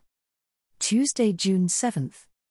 And then there's no way around it, it's time for my dream sequence with the Black Swan, the fouettes that I want to dance in addition to the solo. It is a matter of mustering up all your courage. The filming has made me a little more self-confident, luckily. When I was first praised in the filming session, I thought people were just teasing me. I know I still make a lot of mistakes. Still, I was happy. A little compliment is just good. Sometimes I think ballet dancers appreciate praise more than people in other professions. They know what it means to work day after day, to finally do something right and be rewarded. Every day they go through their own little hell while exercising, fighting constantly with their bodies. Dancing not only requires physical effort, but also emotional commitment. Soul is basically the most important thing in dance. The day starts hectically. It could be cheerful, I think, because I have 4 different dance scenes in front of me. It is correspondingly turbulent. Constantly putting on makeup, getting dressed, dancing, going up to the cloakroom, changing, applying makeup. The makeup takes up to an hour each time. I'm slowly running out of breath. We shot the first 2 scenes quickly. You guessed well. The Black Swan of all things is planned almost at the end. But I want to make it. Now I wasn't able to train every day during the shooting weeks. I am very aware of this bad starting position for my swan appearance, when I am perfectly made up and in the wonderful costume in front of the camera. Beautiful and a stranger to myself. The tape with the ballet music is playing. I'm trying to turn the fouettes. And nothing works. Nothing at all. I feel my throat constrict. My face is glowing. I say, I'll try again. But again nothing. Everyone around me is getting quieter and quieter. Everyone feels that I need absolute rest. But nothing happens. Folks, once more, just once. I have to do it. It won't work. I feel broken, like a doll on a toy box that doesn't turn anymore. The key is lost. End of performance. I can't hold back the tears anymore. In my black suit, I stomp up the stairs to the cloakroom, tears are just running down, I sob and howl and can no longer calm down. I am so disappointed in myself. I was so proud to be able to film these fouettes. The cameraman comes and wants to cheer me up. "What's the matter?" he says. "You're too ambitious for me, I'll kick your bottom. You'll break yourself with your ambition." I'm exhausted, totally done, everyone comes and talks to me. Useless. I'm just crying. I really wanted to show the fouettes, my beloved fouettes. And of all things they don't work. I'm at the end of my nerve. Flowers for tears. I cry and cry. I'm crying in the cloakroom. And I know, another dance number has to be shot. Chorus line. How am I supposed to do it in this state? While I crouch there in front of the mirror, I feel as if everything is collapsing. I see a dark, black hole and nothing else. Suddenly Frank is behind me. "Hey, this has been handed in for you." I do not react. "Have a look." I peek out from under my tearful lids and see a huge bouquet of flowers. I look at him in disbelief. Frank pushes them into my arms. Roses, gerberas, phlox, blue flowers in between, yellow ones that smell so sweet, delicate white panicles, splendid. Like a whole summer's day. "I was so sorry for you earlier," says Frank and smiles. "I couldn't just watch you get upset. So, I promise you, if we shoot in Paris, you can try again. I'll give you one more chance." There I am now with this fantastic bouquet in my arms and still sobbing. But the dark cloud in my head is blown away. The day is saved for me. I can smile again, quickly swallow the last tears, beam at Frank. And the piece from chorus line is going to be really good. I swear to myself that I will train until Paris, whatever it takes. But what I have imagined, I soon get to feel. That evening I think back to how the fouettes started. Everyone has their natural strengths. I have a good axis, that means I can turn well. Others can jump better or have longer legs. Everyone has their own particular gift. Together with a friend and our ballet teacher Ms. Giesecke, I once watched a young talent competition. A Spanish woman, 16 years old, turns these fouettes, 9 times double, therefore twice, and the rest of them single. We poke each other. "Did you see that?" We whisper. "We'll try that too, just for ourselves." And so we started turning. As a layman, you cannot imagine how painfully slow this path to perfect rotation is. One foot is on the tip, the other leg causes the next rotation with a whipping movement. And all of this at lightning speed, one after the other. We only succeeded in doing it for fun. In the beginning my friend was much better than me. We have slowly increased in opposite directions. First 16 easy, then we could hold out 32. That was great. And our teacher asked us, "Try it. You can do it." It went on until we were both down to 16 doubles. But sometimes nothing worked at all. We didn't even know why. But Frau Giesecke reassured us, it happens to every dancer, and then she has to get back on the pole and find her balance again. That I struggled so hard with the fouettes does not mean that they are the most important or the most difficult. It is only that everyone would like to show what they're best at, and therefore want to perfect it. There are still a few weeks until Paris. So I am with Frau Giesecke every day. If only I could manage it. First I practice variations, go through my swan solo, and then I try to work out the fouettes. But it is gone from me. How could it be worse in a nightmare? I can't do it, with the best will in the world, I cannot. When I come to the ballet class in the evening after filming, I'm sometimes pretty exhausted from the long day. Still, I say to myself, pull yourself together. I know I will have my chance in Paris. And I want to use that. But then I hit the ballet bar, I don't manage a single turn, I can't even think of a double. I creep home depressed, I have to write off this great wish. Complete despair. But the next evening I force myself to train again. All the days I am in action as an actress, I don't think about dancing.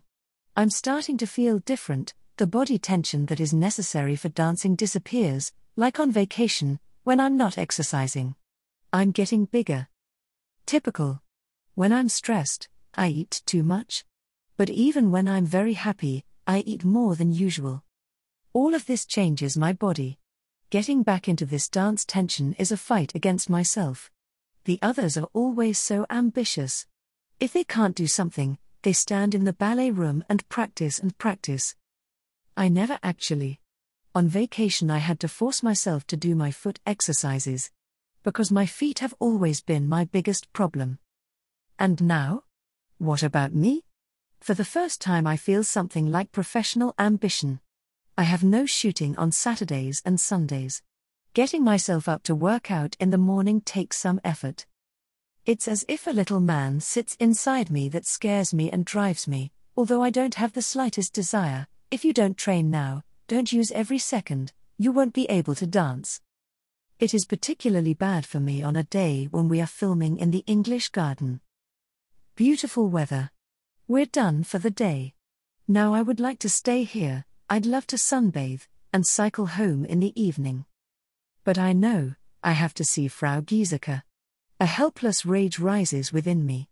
I don't like that. I really don't. But I'm going by myself. My head doesn't want to, but my feet make me. Such a feeling is completely new to me. As if I step back behind me and another person pulls me. Afterwards I think about who actually danced this evening, me or Anna? The chance in Paris. Time flies. Mrs. Giesecke slowly rebuilt me, slowly the feeling for the turns comes back. And now that I'm ready, the departure date for Paris is just around the corner. I have to say goodbye to my teacher. All the corrections I've given you, what we've been discussing for the past few weeks, think about that. I can't help you now. Goodbye Miss Giesecke, goodbye Silvia. Somehow it will work out, I'll encourage myself. I can turn 5 doubles again, almost with a guarantee. But not more. We'll be filming in Paris for 2 weeks and only in the last few days will we be filming The Black Swan. During the production, I begged until I was promised lessons in Paris. I threatened with great determination. When we arrive in the French metropolis, I am assured of my daily training. Every morning I get up at 6 a.m. to do my practice lessons before filming. Even if I don't feel like getting out of bed so early, I stay tough. You have to train, I keep telling myself, you don't want to fail again. So I try every day, tenaciously and doggedly, to get back on the right track. Gradually, in these 2 weeks, I actually regain my fouettes. And that despite the fact that I stand in front of the camera 10, 12, 14 hours a day. Sometimes you know for sure, it will work today. That is the day when I have my chance in Paris. The whole team knows my problem. For me now, the hardest thing is on stage. But I'm in a pretty good mood. I do a warm-up dance. Then I turn around. First the 32 single spins, then 16 with every third spin twice and then the doubles. That's how I always turn. It can't be done in one fell swoop. In Munich we danced Cinderella and the Puppenfee on a stage in an auditorium. In Paris I am dancing for the first time in a real theatre on a big stage. From my time as a child extra, I still remember what it was like, spotlight and stage ramp. But to dance in this light and to know that the stage ends up there, then it goes down steeply into the orchestra pit, that's different. The spotlight is dazzling, you no longer have any orientation. I just think of this abyss and think I'm about to fall. A shadow of the frightening lack of orientation remains, even when dancing. Applause from behind the scenes. We filmed my swan solo without the coda on this stage yesterday. I know the workaround, I know it. That gives me a little security. The solo belongs to the film scene from the dance competition. The fouettes that I dream. The auditorium is empty for this dream. Only the stage is in a glaring light. I feel lonely and lost up there. What if I stumble on the ramp, fall headlong into the orchestra pit? Don't think about such terrible images. Breathe calmly. Normal stage fright is acceptable, but this nervousness is not good for you. Frau Giesecke warned me, you have too many nerves. Be freezing cold. There is no other way. You have to feel safe. At the same time, a powerful tension is necessary to keep yourself on top of things. Everything that I have experienced with these fouettes shoots through my brain again. I close my eyes for a moment. Sound works, camera works, clapperboard. I stand up, the light, look for a point, and begin. Turn, turn, turn. Go on, go on, go on. Freezing. It works, it works. Wonderful. At 9 I notice that if I keep turning the doubles, I'll break them. Better to go crazy one by one until the end. I instinctively conduct myself correctly. I still have breathing space, the camera must have a second to turn away. And, hurrah! Great! I cheer up. Jump up. And in the midst of my cry of joy the cheers break out. They come from all the backdrops and stage aisles, they clap and shout, bravo! At the sides is the whole team, everyone, from the script girl to the lighting assistant. It's good that I didn't notice that earlier. That would have been way too exciting for me, I could have forgotten my fouettes. For the rest of the day I was giddy with excitement, just floating in a single frenzy of joy. It's too good to be true.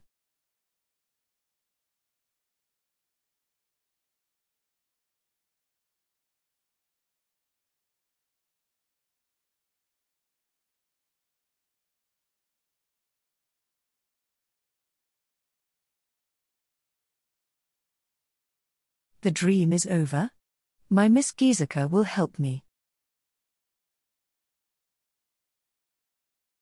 Scene from chorus line.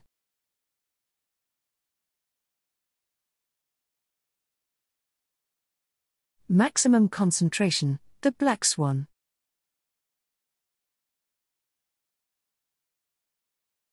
Chapter 13. When work comes to an end. Friday, June 17th. I love giving presents. Even as a child, I used a lot of imagination to make Christmas and birthday surprises myself. I can't stand gifts wrapped without love. A friend is just like me in this relationship. We wrap packages nicely. We make an effort with bows and cards and lots of bells and whistles. If I give her something, she opens it very carefully. A feast for me. Most of them cut the string, tear the paper. It hurts when you've put so much heart into the packaging. I keep the ribbons, use them again, decorate cards with them. Because I think a lot of these small, loving gestures can also be gifts. I am blown away by the surprise the television team gives me at the end of filming. In Paris, on the penultimate day of shooting. In the evening of the farewell party. We celebrate in the foyer of the theatre where we shot on the day when I danced on a real stage for the first time. The Black Swan. It was in this house that Romy Schneider played in a theatre for the first time in Paris. On the same day as her, on September 23rd, it is my birthday. The whole team has signed a photo of me as the Black Swan. 4 employees give me a book about Romy Schneider as a present. I stand there with tears in my eyes. I can't cope with so much affection without being moved. Never mind a farewell present. Gifts with value and consideration. Director, costume designer and cameraman, the 3 of them have come up with something very connected. I catch my breath in surprise when I open the package.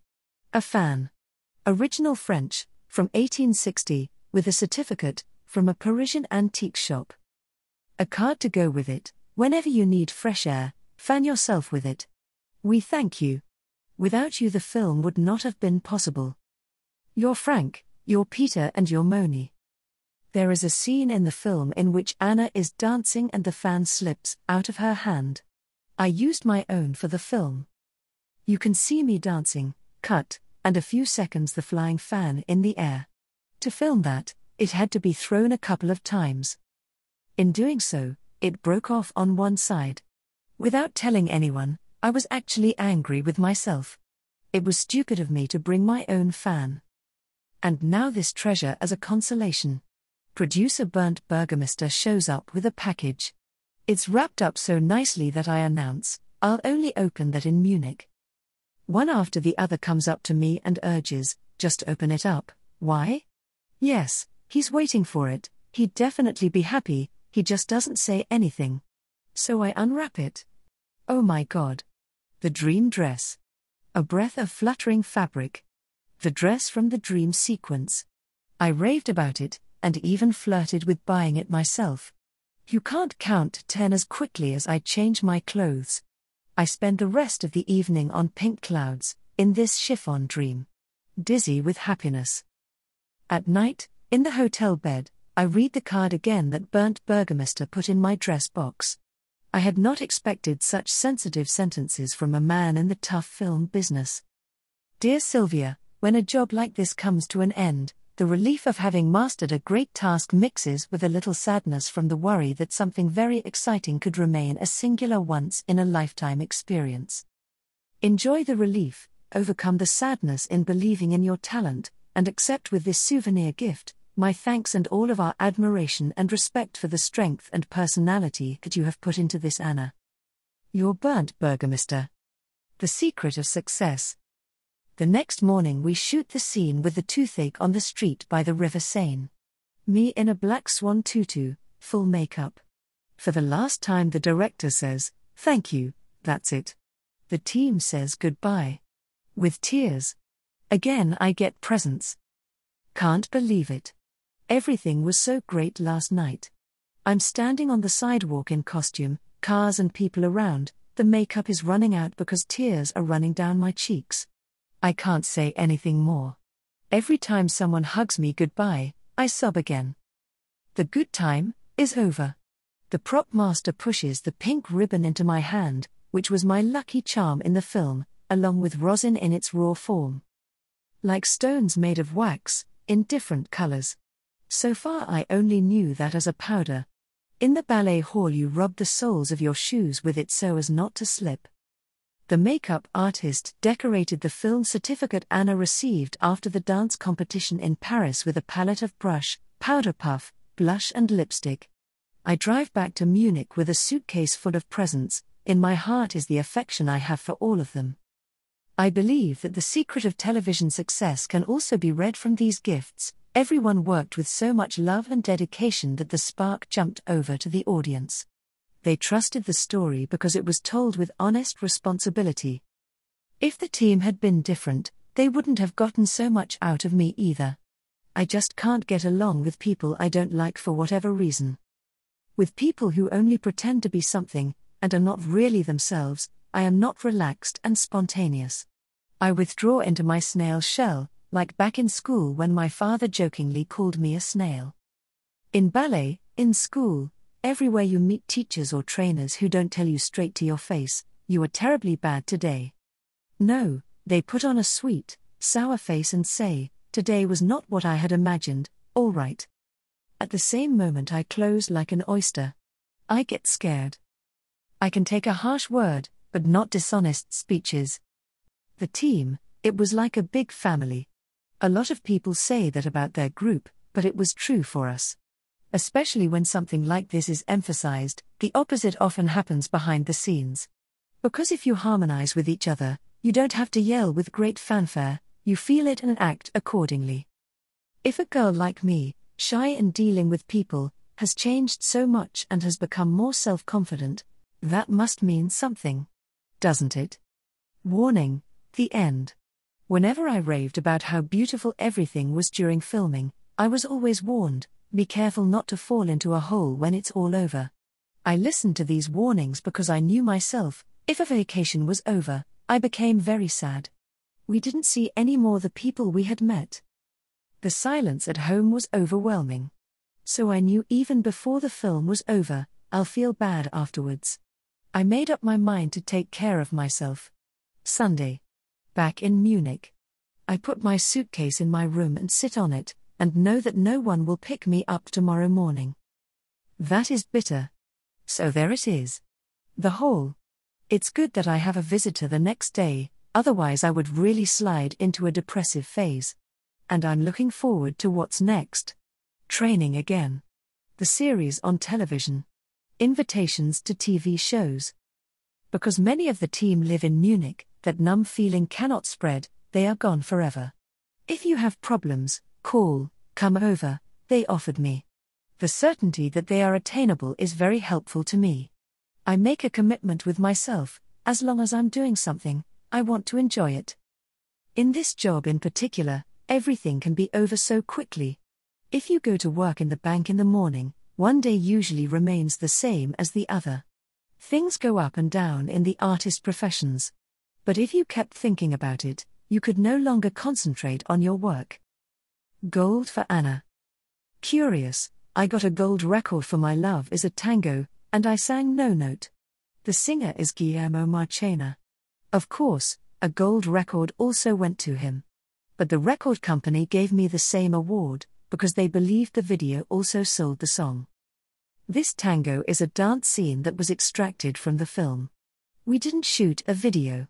Madness, a gold record. Everything related to the television series ended in superlatives. Patrick Bach and I received the Golden Camera as a young actor. That is why our 2 prizes were also smaller additions. But I like my junior gold symbol much better than the usual large award. Fits my preference for miniature dimensions. When I used to watch these awards ceremonies on TV, I thought, it must be great when you've achieved something and get such awards for it. And I wondered how everyone always knew so exactly who to thank in those minutes. Then I was on stage myself. I took a lucky charm with me, a little pink snail.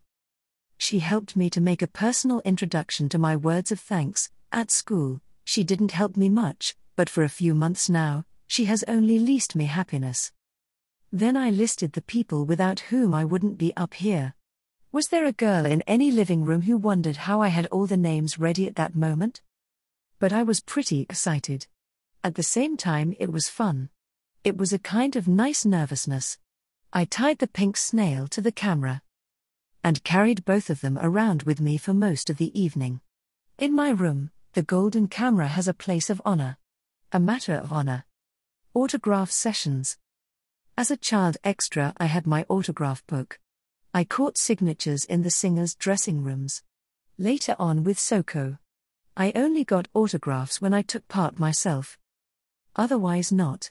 But I had plenty of opportunities to do so. And now thousands flock to me. I like autograph sessions. I've been writing my name for half an afternoon.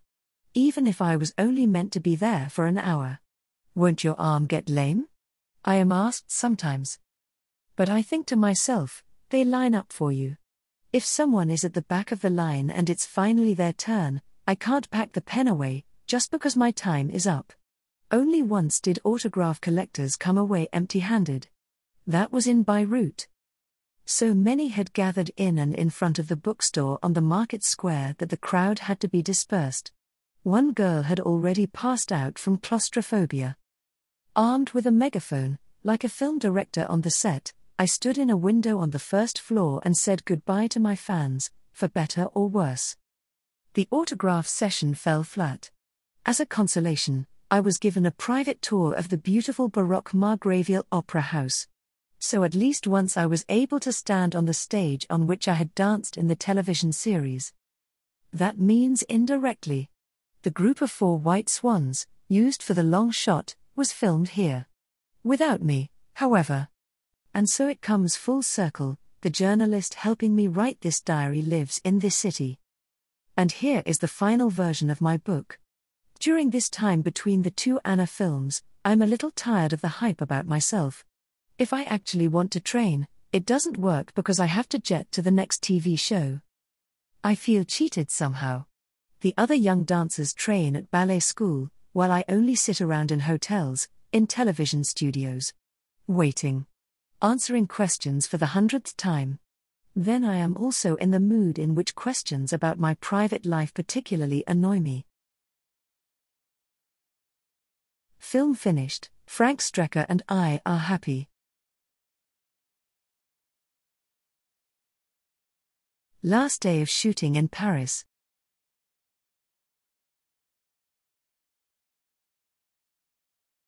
The tango from the Anna series. I even get a gold record for it.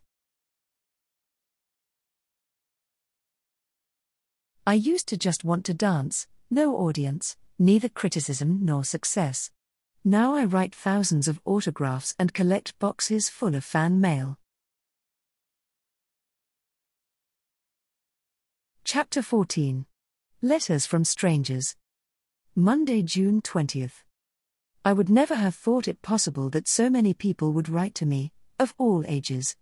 Even while filming, after small newspaper articles, the first letters fluttered into the house. Total strangers send me nice mail. Out of sheer joy, I replied with real letters, not just with autograph cards. Until more and more letters came in, sometimes 60 a day. I had to reduce my writing. Answering many questions had become impossible. Or even to fulfill requests for shoes that have been danced out. I think it's nice when the letter writers talk about themselves, what hobbies they have and what they think. I like to do a lot of sport, but you shouldn't talk about it, you should do it, explains a young man from Borkum. That's right, I am also interested in many sports, but less in the popular king football. And certainly not when I see the club fanatics fighting on TV. Because we don't know each other, I have a lot to tell you, says another. And at the same time I realize that I cannot do the reverse. A girl tells me how things are going in a Waldorf school. An 8-year-old promises to marry me later. In another letter I read the question, is it love when a Berliner buys a map of Munich to look for the street where Silvia Seidel is living? Unfortunately, a lot of loneliness emerges, parents don't have time for their children. The lack of love that speaks from the pages. Many girls think that they absolutely have to get married in order to not be so alone in old age. Good grief. You must not get married right away, you can have friends. But finding them is often difficult. In their letters, people describe their worries to me. It is a good sign for me, they trust me. Again and again I read about overcoming illnesses or disabilities that those affected have to live with. The fact that people turn to me so trustingly shows me I have an aura for them. Like the girl next door. Precisely because I was so shy myself, I don't want the tables to turn and others to be shy of me. I know myself how aloof some seem. I asked a friend if I had changed. No. You haven't become more snooty. Just more open. It makes me happy when I hear something like that. I rarely get annoyed by the hype about myself. Only sometimes, when children stare at me in the city and giggle, do I not know how to stay normal, how to behave? Or this Anna that they call after me, I'm still Silvia Seidel. I used to think of stars who withdrew completely from the public eye to be exaggerated and arrogant. Now I can muster up some tolerance for them. Someone like Michael Jackson no longer has the opportunity to do anything privately. Now that I've been feeling such popularity on a small scale, I can understand that there is a point where you freak out, don't want to know anything more from fans and journalists. It is by no means like that with me, however. I am pleased with all of your interest. But I can understand this feeling to want to block everything out. At the same time I am glad that I am not giving people any reason to imitate me. In America, for example, girls like Madonna run around in droves. In doing so, they completely crush what is present in their own personality. I am of the opinion, everyone, yes really everyone, has something to show that distinguishes them and differentiates them from others. And everyone should shape their life in such a way that they feel comfortable in it. It doesn't just start with a job.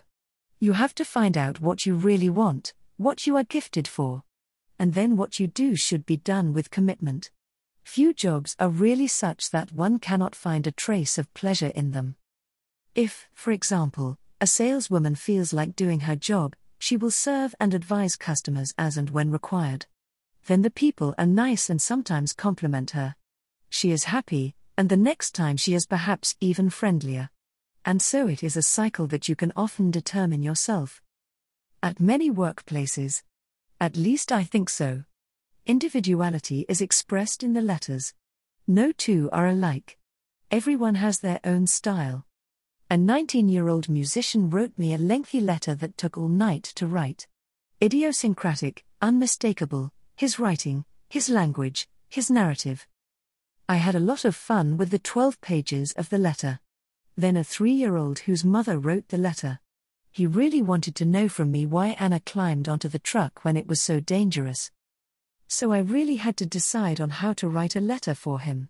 To be like everyone else is what many consider stupid. That doesn't mean that you can't just do the same thing, how you do it depends. An example. After Anna, a girl goes to ballet class, realizes that she is actually not gifted for dancing. She has a ballet bar put up in her room, right with a mirror behind it. But she prefers not to look at it. When I see myself, I lose my desire. Nevertheless, she wants to continue. When I move, I just feel better. How right she is. As a dancer, sooner or later you feel lazy and fat if you don't train. You get addicted to sweating completely once a day. Ballet is great for the whole body, even if you don't become a professional. And that's why I like so much that Anna made dancing a lot of fun. The question is repeated every few dozen letters: what is it like when you see yourself as a cover girl in a magazine? It's weird. At least until you get used to it. You make a film, you know that you are bound to get into the newspaper. After the first interviews, you are really eager to get your hands on the results. And I myself have been waiting eagerly to see how that will affect me. Even now, there are photos of myself that I don't like and that annoy me. Not necessarily because I'm ugly, but because I don't see myself that way. I recently had an extreme encounter with myself. Every morning on my way to training, when I go up the stairs from the subway, I pass a kiosk with magazines hanging out. I looked straight into my face. Silvia was standing in front of Silvia. The same thing I used to think about celebrities is what people think about now when they see me. That's a pretty lipstick color. Where can you find such earrings? In the evening, when I'm lying in bed, looking at the ceiling, and the day passes by, it is incomprehensible to myself what has happened in such a short time. To see yourself again and again on newspaper pages, you can't really describe what you feel about it. Every now and then I get critical remarks. It's not a bit nasty for me. A girl discovered a dance mistake. Another disliked my room decoration. I talked too quickly to an elderly gentleman during a phone call. What can be read from all the comments? They are attentive, it is not just undifferentiated admiration. Really cool compliments are also let loose. Anna is a super bombshell, writes Katja from Hagen, who wants an Anna sequel for huge super excited fans. Katrin from Upper Bavaria describes me as really galactic. The best validation for Anna, for the story, but also for me, came in a letter from a 24-year-old Swabian. You encouraged me to have the courage to never stop believing in yourself and your desires.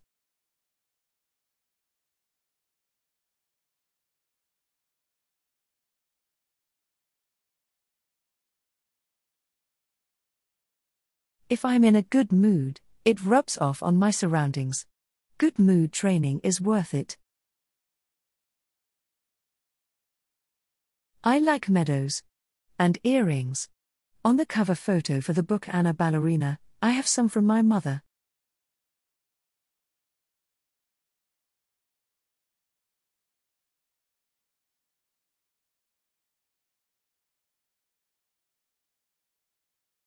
Chapter 15. How do I get to Maxim? Thursday, June 23rd. What did you buy with your first big salary? Journalists and fans asked me that again and again. Not so much, little things, cocktails in the disco, a few clothes, fashion jewelry. I ate food, drank coffee, went to the cinema. I spent my fee like I used to spend my pocket money. When I bought a fancy coat, I almost gave it up. I had a remorse of conscience, the coat is sinfully expensive. But I defended myself from my own self-criticism. You deserve it. You don't have to save everything. For me, money is not something to be kept, but to be spent, for pleasure. However, I know when the end is. It might be that it would be a bit problematic for me if I had to manage my fees on my own now because I have no insight into banking matters. But Papa is already helping me there. So far I've only had pocket money from the small rolls in my hands. Of course I save some of it, maybe for a car? Some kind of convertible? Then I don't have to call Papa at 4 in the morning to pick me up from the disco. If I don't have anyone to take me home, he'll do it for me. And when it's the middle of the night, that is fantastic, I know. I also always said where I was staying. But there were never fixed times for me when I should be at home. When journalists wonder about this, my father always replies, "Don't forget, Silvia comes from the ballet, she is very disciplined." Most of the time that's true. With the famous exceptions. And then maybe I would like to have my own apartment in the foreseeable future. For me, however, this does not involve the idea of having a family of my own. I couldn't imagine having children in my life right now. I like children very much. If I had one myself, I wanted to be there for the child too. Don't hire a nanny. But I want to continue as before, live my life, dance, film. I would be too selfish to stay home. So for me the two cannot be reconciled. At least not now. I also don't want to move out for the reason that is crucial for many young people, a fight with their parents. I get on so well with them. I have my own room. I can do what I want. I can bring whoever I want home anytime, I have no problems. All right, we've got into arguments before. But because we don't have any problems, we make problems. My only reason is my own four walls, it's just too cramped for me here. I also imagine it would be pretty creative to furnish an apartment yourself.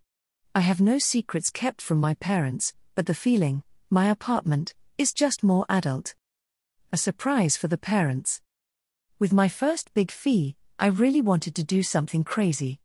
I thought about that during the TV shooting days in the Munich countryside, in a beautiful old farmhouse, the home of the Pelzer family. One evening after shooting finished, I was in bed thinking, gee, you're making a whole lot of money now. You really have to come up with something special. Hold on, I've got it. The idea. We're flying to Paris next week to film. So I just invite my parents to the finest of the finest, in the posh restaurant Chez Maxims. This is the opportunity. The parents are going with me anyway. But they are not allowed to know about it, until they stand in front of the Maxim. I wanted to give them special pleasure, something extra nice. Because I felt now the need to return the favor a little for everything they have spent and done for me. But, how do I get to the Maxim? The next morning we were shooting again in the Pelzer house. I let Sabine, the assistant director, in on it. We worked out a plan. Sabine speaks French. From the idyllic country house, during a break from filming, she phoned the restaurant in Paris and ordered the table. Then I had money withdrawn and exchanged for francs. My father wasn't allowed to notice anything. Now a bigger cliff had to be taken. How should I get my parents to pack fine evening wear? Papa, will you take your dinner jacket with you? Why? A farewell party is planned in Paris. Isn't evening wear a little extravagant? I know your team, they all wear jeans. Please Dad.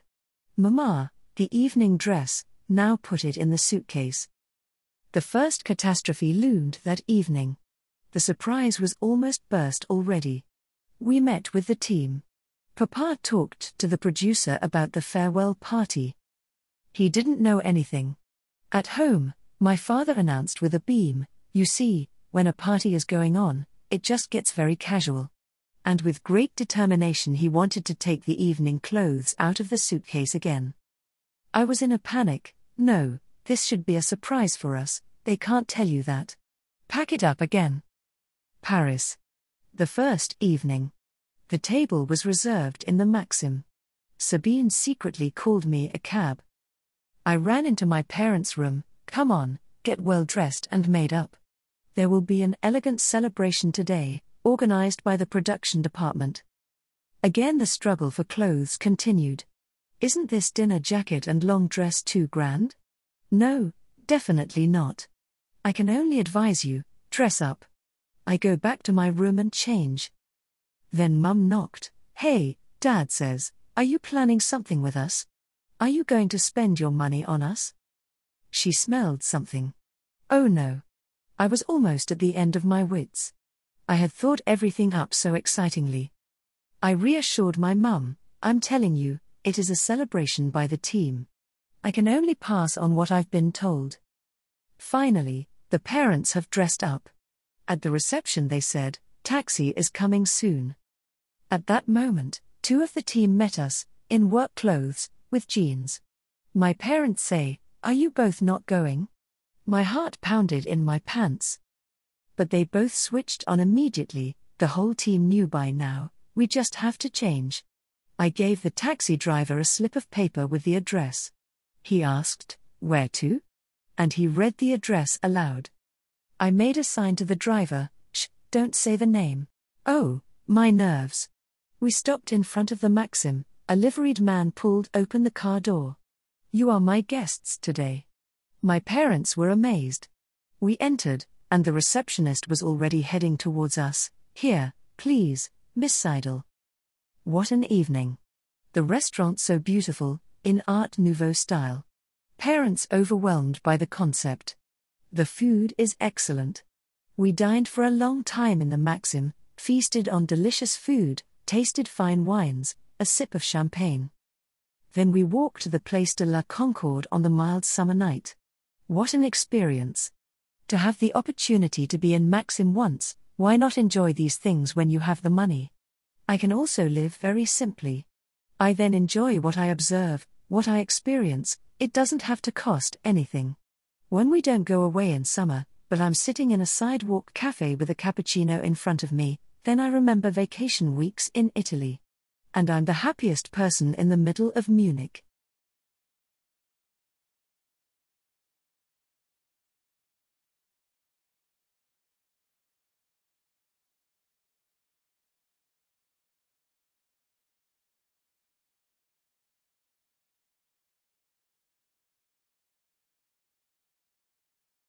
Sundays in Paris, what makes you happy doesn't always have to be expensive.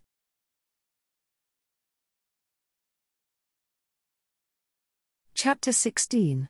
Clothes define people. Wednesday, June 29th. Tell me how you dress and I will tell you who you are. It's not as simple as this phrase suggests to see through a person. Judging people by their clothes, that would be too superficial. Of course I meet guys who I spontaneously mumble, no, he looks stupid. And most of the time they are the ones I get along with the best afterwards. Others that I like at first glance, later I don't like at all, they were not what I had suspected. One has prejudices far too often. Clothing is not a barrier for me. I do not block people just because I think someone is dressed ugly. I even think it's great when people represent their own style, even if it's not mine, and defend it, regardless of whether it suits others. If you feel like expressing your attitude towards life like this, why not? Maybe I even look a little jealous at such people, because I'm still uncertain myself. You should really wear what you think is good, not always worrying about the judgment of others. Otherwise you will never be satisfied with yourself. But when I was 15 and 16 I saw how difficult it was. You don't yet know who you actually are. Sometimes I don't know yet, but the film helped me. I learned so much about myself there. I found out what suits me. I found trendy fashionable things before, but I didn't dare wear them. I wore them in the film. It was well received. I was able to get rid of my fear of funky clothes. You can do a lot, you just have to trust yourself. Just don't be afraid, I'm sure everyone looks at me funny. So what? Let them see. With this attitude I have become a lot happier and calmer. I used to sit around at parties, wondering if others liked the way I was done, the way I had my hair up. Today I know enough photos of myself to know how I look. That makes me more relaxed. Some days I have a tendency to fall back into this uncertainty. Then I tell myself, don't let it knock me down. You're almost there. You have to be able to develop further without a film. Clothing expresses how free you feel and how casually you deal with others. Apart from clothing regulations in many professions. And when I look at school photos with teachers in them, for children it is not insignificant how it affects them. Subconsciously they are an echo of their teachers, tense and buttoned up or open and relaxed. Clothing can be a signal here. It can suggest, keep your distance, please. Or, I am open, you can approach me. Which does not mean that people can be sorted according to this scheme. For me there were teachers who were dressed very conservatively, with ties and so on, but who I liked. Already in childhood one should learn to develop a feeling for clothes. Nothing worse than mothers who decide for their daughter in the shop, you need this skirt for outside and this when we go on vacation. I was allowed to choose my clothes myself very early on. Back then, for me all skirts had to twirl. I stood in the shop, twirled, and if the skirt flew nicely, we bought it. I often chose very fine things with lots of frills. Long skirts too. Lots of pink. With that, however, I got myself into a dilemma. I felt rejected by others and I was unhappy. But I still liked nice clothes, braided hair. Why am I like this? I wondered. In search of a compromise, I struggled with questions that I could not answer. I only knew the consequence. I don't get across to the others like that. They were nice to me at school, but nobody cared about me privately. The only solution, walking around in jeans and a t-shirt like they do? Something in me resisted the fact that one should or should not belong to a clique just because of one's appearance. Everything was fine in elementary school. I had my friends there. I was not noticed as different. At that time I had long braids, often pigtails, and I was still in high school. I was the only one there who showed up like that. Then I got a wine red velvet dress with a tiny lace collar in Vienna. Cute to give away. But when I went to school with it, everyone grinned. But why only wear such pretty things on Sundays? My mother supported me, that would be a shame, you can wear it every day. I learned to be tolerant at an early age. At least I knew the experience of being rejected. That's why I've always tried not to judge on the outside. I once knew a girl who only wore old-fashioned things. Because of this, it was like she didn't exist. She was full of complexes. She couldn't help her misfortune. She was brought up in a totally different way, and the family had little money. The girl was really very alone. And that only made it more difficult to deal with. Everyone made fun of the girl. They didn't notice how they hurt her. Sure, you can crack a joke, but you have to go to the person and talk to them. It's hard to reach out to people like that, but you make them happy if you don't ignore them. Because I've been through it, I don't want others to get stuck in the same hopelessness. The way I dress is the way I feel. Clothing is a question of mood. When I was in those kids' clothes in the film, I felt very young and acted that way. If I wear something very elegant now and then, I pretend to be a little more superior. If I am sportily dressed, I feel more of a boyish feeling.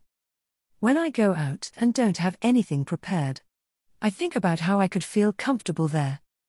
How clothing works is also a question of how you feel about your body. It has to do with how you move. So it doesn't hurt to go to ballet for a few years without wanting to turn it into a profession. You just move nicer. I am sure that the many girls who only enrolled in a ballet school because of their Anna enthusiasm will one day benefit from this decision. Understanding how to move makes you more confident. Don't make panthers out of cuddled basement mice, but instead make pretty flowers out of tiny plants.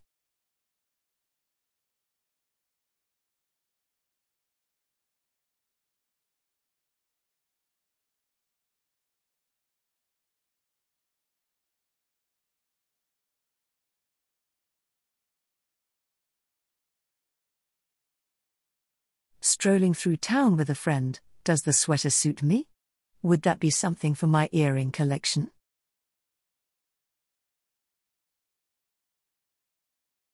Chapter 17. Black Eyes, Red Lips. Thursday, June 30th. If I am to remember the first time I outlined my eyes in black and painted my lips red, I have to go back a long way. Makeup, jewelry and chic clothes, everything that has a bit to do with art on the body, cast a spell on me when I wasn't even going to school. Once at home I drew a tree with lots of branches and leaves all over my face. Even my mother's lipstick and blush, the earrings, the high-heeled shoes, they already delighted me even back then. When friends came to visit me or at carnival, I would walk around wearing full war paint. I wanted to at least paint almond eyes if I didn't have any. So I tried to draw thick, dark, tapered bars around the eyes with an eye pencil. I did not succeed convincingly, but relentlessly I repeated my efforts. Then mother's shoes and red lipstick, little Sylvie as a diva. Only later in high school, when first dates were taking place, were the other girls a step ahead of me. They came to school with their makeup on. I felt too young for that. And when it came to having the so-called right outfit, I was hopelessly lagging behind my schoolmates. When I was 14, I started tentative experiments with eyeshadow.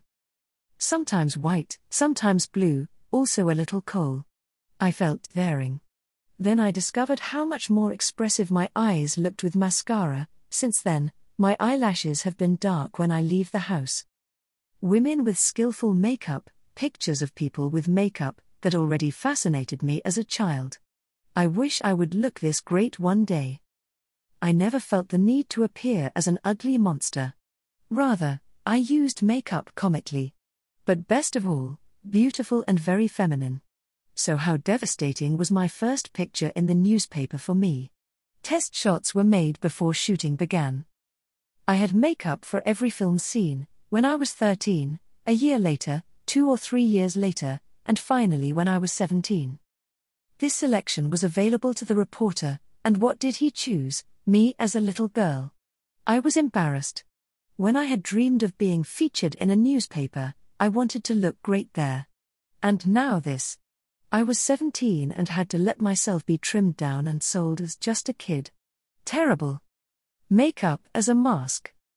When it comes to applying makeup, I think of the book Lord of the Flies. The author William Golding tells of children who live completely on their own on an island, similar to indigenous people. When they band together in hordes and fight each other, they paint their faces, their bodies. They behave, without anyone having taught them, like warriors who make up their faces to frighten their opponents. And to be able to hide your own face behind this mask, nobody sees who I am. That gives security. As I read this book, I realized, this is really true. This is, on another level, my feeling when I put on makeup, gaining security. And that's not my imagination. I experienced the feeling of being protected behind one's mask in myself. When I have a lot of makeup on for a TV show, or when I get the perfect makeup for the film, I find myself more beautiful and feel safer afterwards. I can then look strangers in the face more confidently. It's completely different from looking in the mirror in the morning, Sylvia, pale, blonde, bland, dreary. I love to have makeup. And I also like to have makeup done.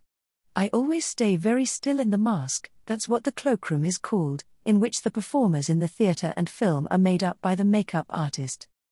And when I appear so nicely dressed afterwards, that's a great reward. Of course, if you endure this procedure every day when working on a film, it is pleasant to wash off the paint in the evening. The skin is really tight when it has to breathe under a thick layer of makeup all day. At the weekend I enjoy just taking a shower and going straight out of the bathroom without painting myself. I don't do much privately anyway, just cover up a bit sometimes. Now and then paint in the lips, a line with a kohl pencil. But without mascara outside of the apartment, never. I also brought makeup from a vacation in Morocco, found at a colorful oriental market among fruit, vegetables and spices, little stone pots, artfully piled up. If you run your wet finger along its inner wall, The red paint will stick and you have Moroccan lipstick. A red like from 1001 Nights. I also bought glass bottles with powder at this picturesque market. If you wet wooden sticks a little and dab them into the powder, you can paint eyes like Scheherazade with black paint.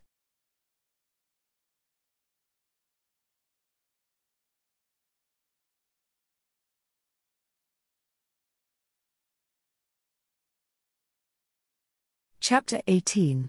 Books are not only for cooking. Sunday, 3rd July. My first kitchen experience was with the Soko recordings. Involuntarily. But it didn't lead me to the secrets of high culinary art either. I kept thinking, cooking is so complicated, you never learn that. As with everything, I doubted myself. Mum, how did you learn to cook? It's so difficult. It will come, she assured me, it will come, you will see it. In this Soko scene I was sitting in the kitchen with a bowl of potatoes in front of me and a peeler in my hand. I had never peeled potatoes before and I couldn't get along with this device. Anyone who took a closer look later must have noticed that the potato I was holding in my hand hardly fell off. Now I can cook and peel potatoes. But with a different potato peeler. It was Mother's Day. Not that long ago. So I said to myself, a good start is half the battle, and set out to bake something sweet. Lemon omelets made from sponge cake with lemon filling. I was astonished, not only did they look delicious, they also tasted good. Before that I was never interested in baking, since then my passion for it has awakened. I noticed that you don't need any help at all. Just the cookbook. Since I love to snack so much, one would assume that my new hobby would be exactly the wrong thing for me. But if I bake it myself, I'm not at all anxious to eat the cake too. If, on the other hand, something is put in front of my nose, ready-made, I develop a huge appetite. Although I have to admit, if I have prepared dough for cakes or biscuits, I lick up what is left over. Then I'm so sweet that I grab a sour cucumber out of the jar. As a dancer I am forced to take care of my figure and not be allowed to eat what I feel like eating, so I want to try out great recipes at least once. Even if it's just for other people's sweet tooth. Even after these cake successes, I still didn't dare to cook. Everyone asked me, if you can bake, you can cook too. But for that I needed a compelling cause. Even if it was a sad one, my mother was in the hospital for 3 months. At that time I started to cook a different dish for my dad every day. Everything was tasty. So I found cooking is just as fun as baking. Although, it is an oppressive feeling to leave Mum in the hospital, to stand in the kitchen, to do her work and to realize what a mother has to do. Even today I cook for my parents every now and then. Dishes they like. However, my own eating habits have changed in the meantime, almost no more meat, a lot of grains, health food. I prefer to work in the kitchen at night, until 1 or 2 in the morning. This is great for venting if you want to switch off completely. Doing something completely different is the best basis for this. And bake cakes, that is a nice distraction. I have to have music with me, not necessarily company. Storybook friendships. With a lot of fun and great admiration, I read Dream Flights during these summer months, the book by Margot Werner, the dancer and singer from Munich who, again one of those little coincidences, lives in my part of town. She writes about a lot of things that help me and my dance training, what inspires me, what gives me courage. When Margot Werner talks about herself, I often think, just like me. And how humorously she describes everything, with what self-irony. Admirable. Are we ever so honest with ourselves? With Margot Werner too, the dance came first, then she started singing.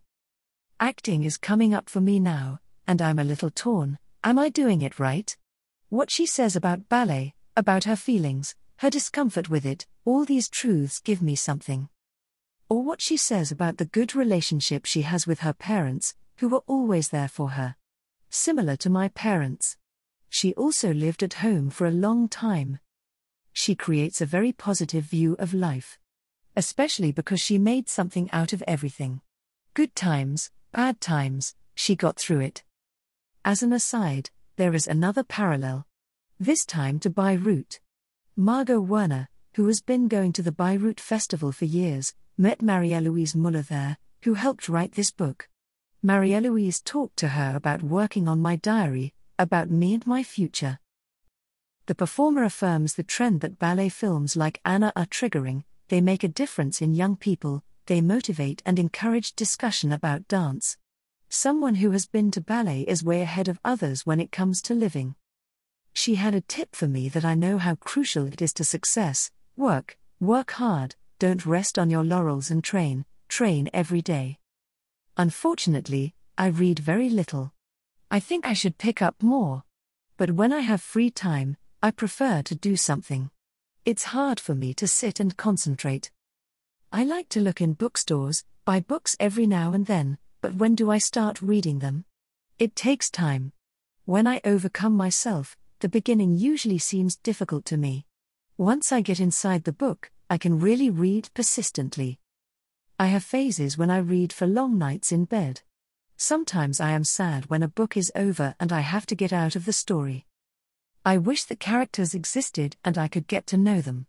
It used to be the boarding school stories with Hani and Nanny that I would have loved to experience myself.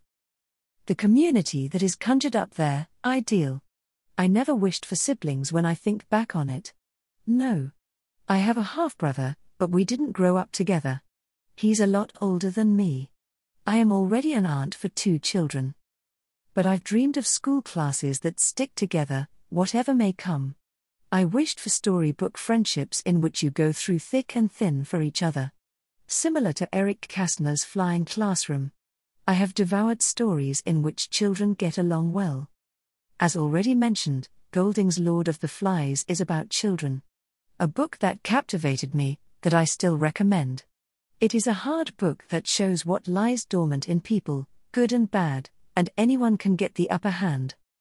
Golding says what people really are like. But not in a great moral sermon, but wrapped up in a whimsical story. It took me a long time to understand that the whole thing is set up as a comparison. The end remains a mystery. Was it real? Was it a dream? What brutality even children are capable of? That took me away. But also fascinating, fears are so accurately recorded, at night in the forest, of eerie noises and shapes, of the unpredictable. The book was a huge food for thought for me. Reading like this helps one to understand life, to better classify malice.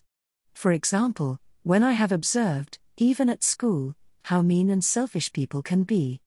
The children are left to themselves on an island, they know no social norms. What is kept in check in our regular life falls away. The children become wild animals. But what they do on the island, detached from all laws, we do every day on a small scale. Let loose, the struggle for power breaks out. The weak fall by the wayside. This was the first school reading that made a lasting impression on me and that wasn't typical school reading. I had the same German teacher that year for the second time. He didn't even recognize me, I suddenly got so much in touch and involved. If something is of burning interest to you, you are also able to forget your shyness and get involved. At the end of my school days, German was even my favorite subject. Now, due again to all this diary writing, it is 2 o'clock. And I still have to pack my suitcase. We're going to America. To the promotion tour.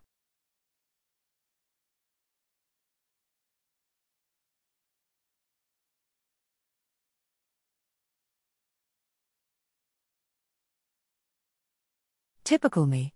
I like eating cake. But my hunger for reading should be bigger.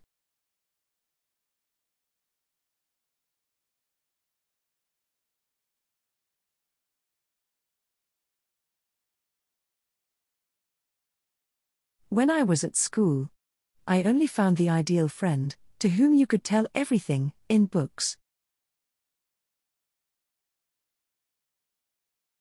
Chapter 19. America's Best Side. Wednesday, 20th July. I'm on the plane from Los Angeles back to Munich. 2 wonderful weeks in America are behind me. I want to review my experiences on the basis of small pieces of paper. Unsorted as they appear on my notepads. When we covered long distances in a car, a really comfortable road cruiser, I wrote down bullet points for my diary.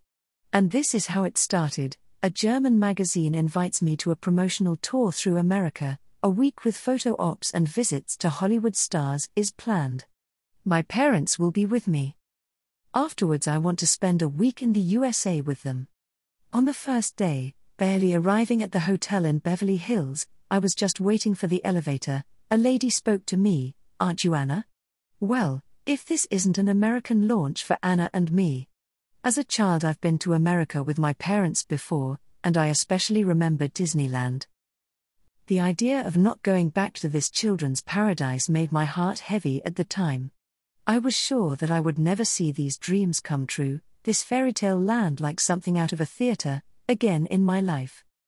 I still feel the painful farewell in my soul today. And then I see Disneyland a second time. With different eyes. The joy of reuniting with these magical scenes, the music, all the cute dolls, figures, pavilions, the artificial landscapes, the robots, gives me something beyond the fun of the beautiful moment, that makes me cope better with life in its transience. You don't have to be sad when beautiful things go by. It is not final.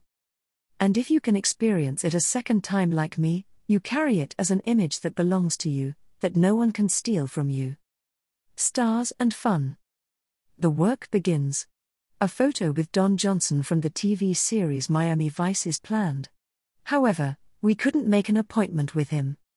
He's just making a new film, and when I stand in front of his trailer on the strictly guarded premises, I suddenly know what it is like, waiting for a star who you think is great.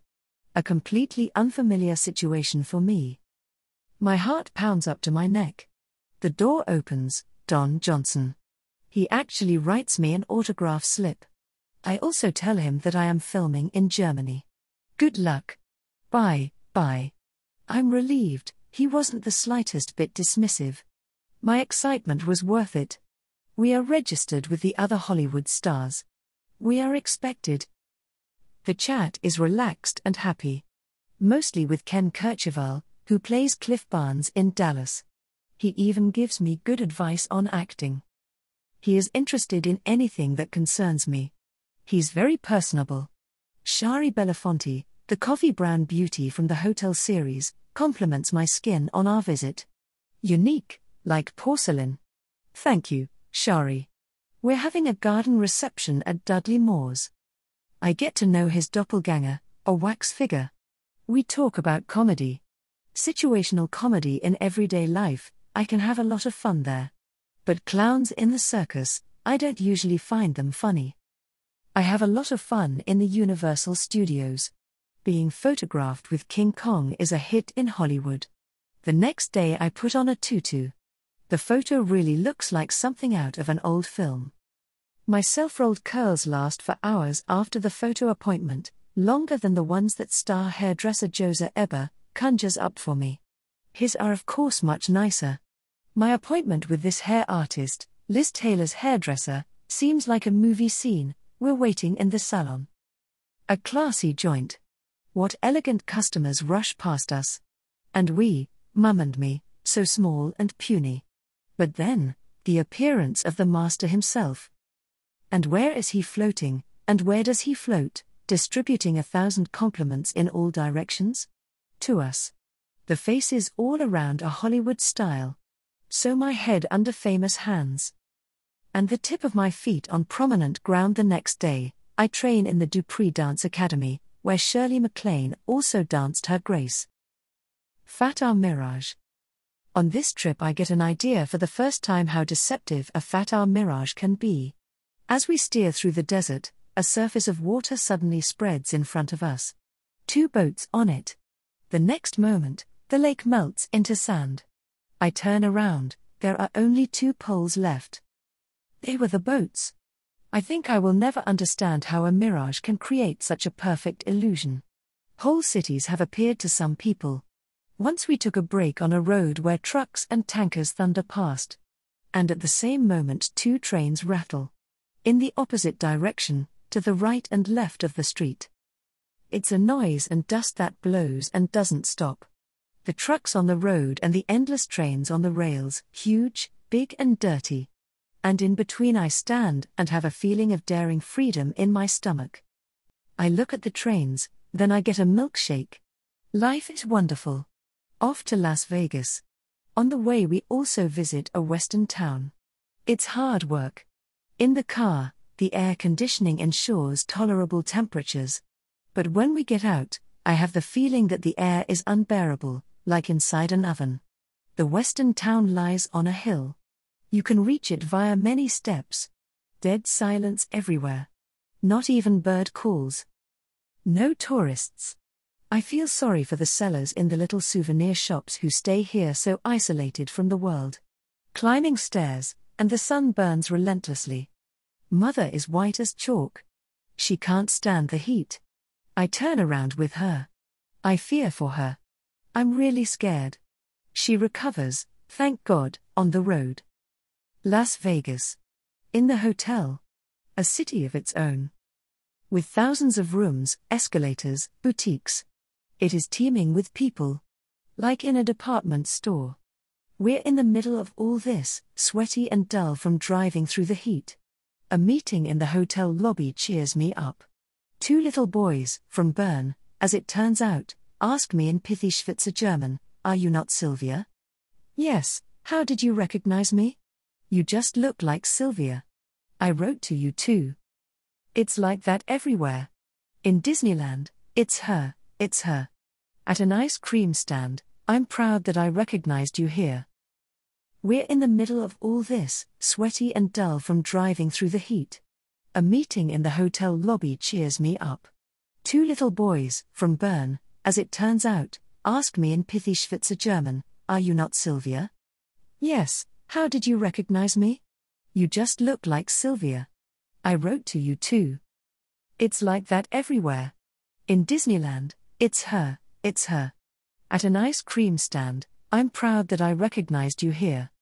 I'm amazed. It's been 6 months since Anna was broadcast on television. People don't expect to meet me when they are on vacation in America. And after all, I look different in my private life than I do in my movie clothes. Apparently a lot has come through from the character of Anna. I feel very warm with happiness in the evening in Las Vegas. A city like a show. A single sea of lights. We roam the hotels and their gaming rooms. Downstairs there are one-armed bandits and other ATMs, roulette, baccarat, blackjack. Above are the guest rooms. The whole thing is an indescribable presentation. Fantastic decorations, music, I feel a little unreal. Like in the movie again. But one night is enough.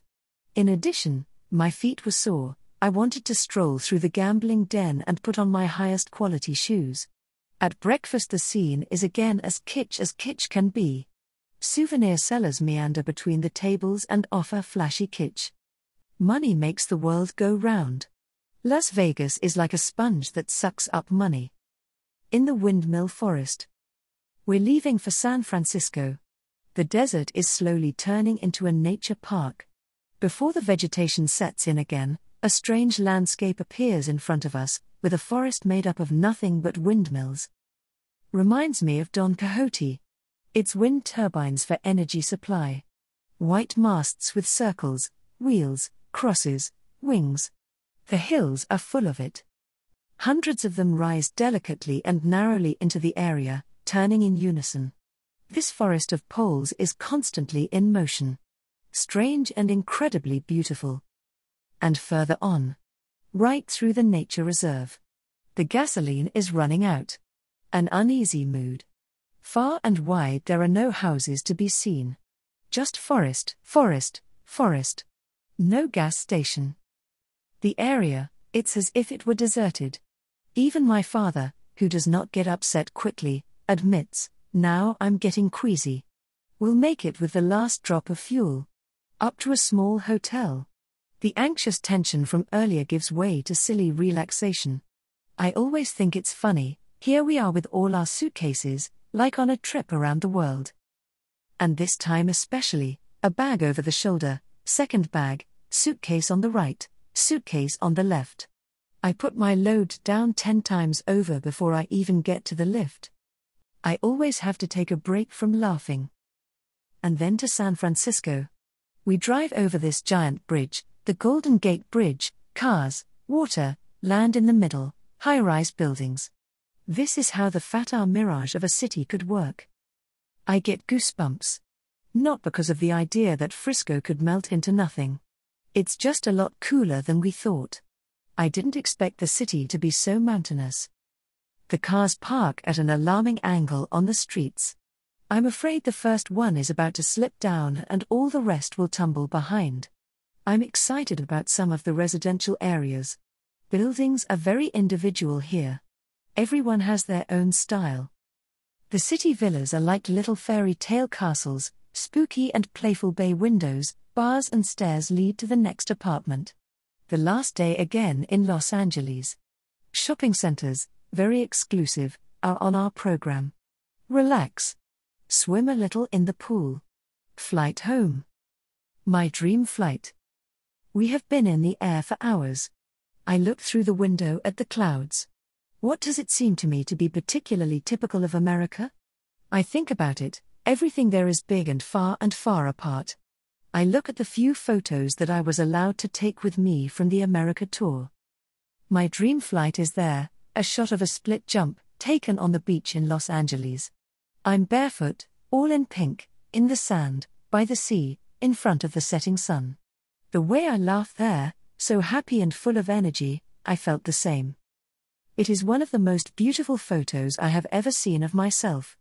I would have loved to spend hours walking by the sea there, in this glorious sun. But I have to stay pale for Anna. Venice, the beach in LA, is the highest for me, music, rap dancers, lively life. Of course I also collected shells, even some with mother of pearl.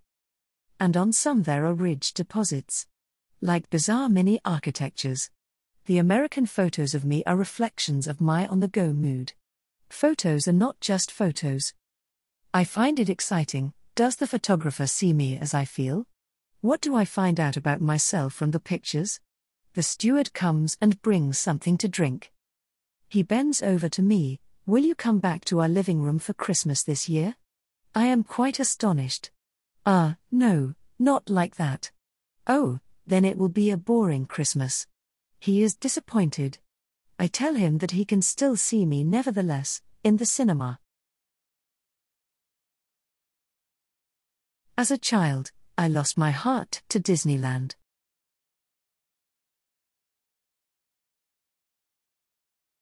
Shari Belafonte gives me her sunglasses, a crazy bright orange. I visit King Kong in a tutu.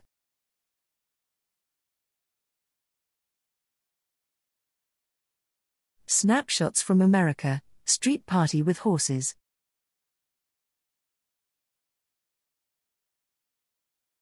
My hands fit exactly into the handprints of Judy Garland on Hollywood Boulevard. Skyscrapers and Dad.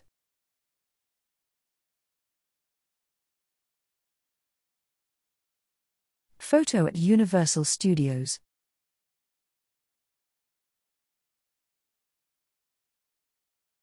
My dream flight.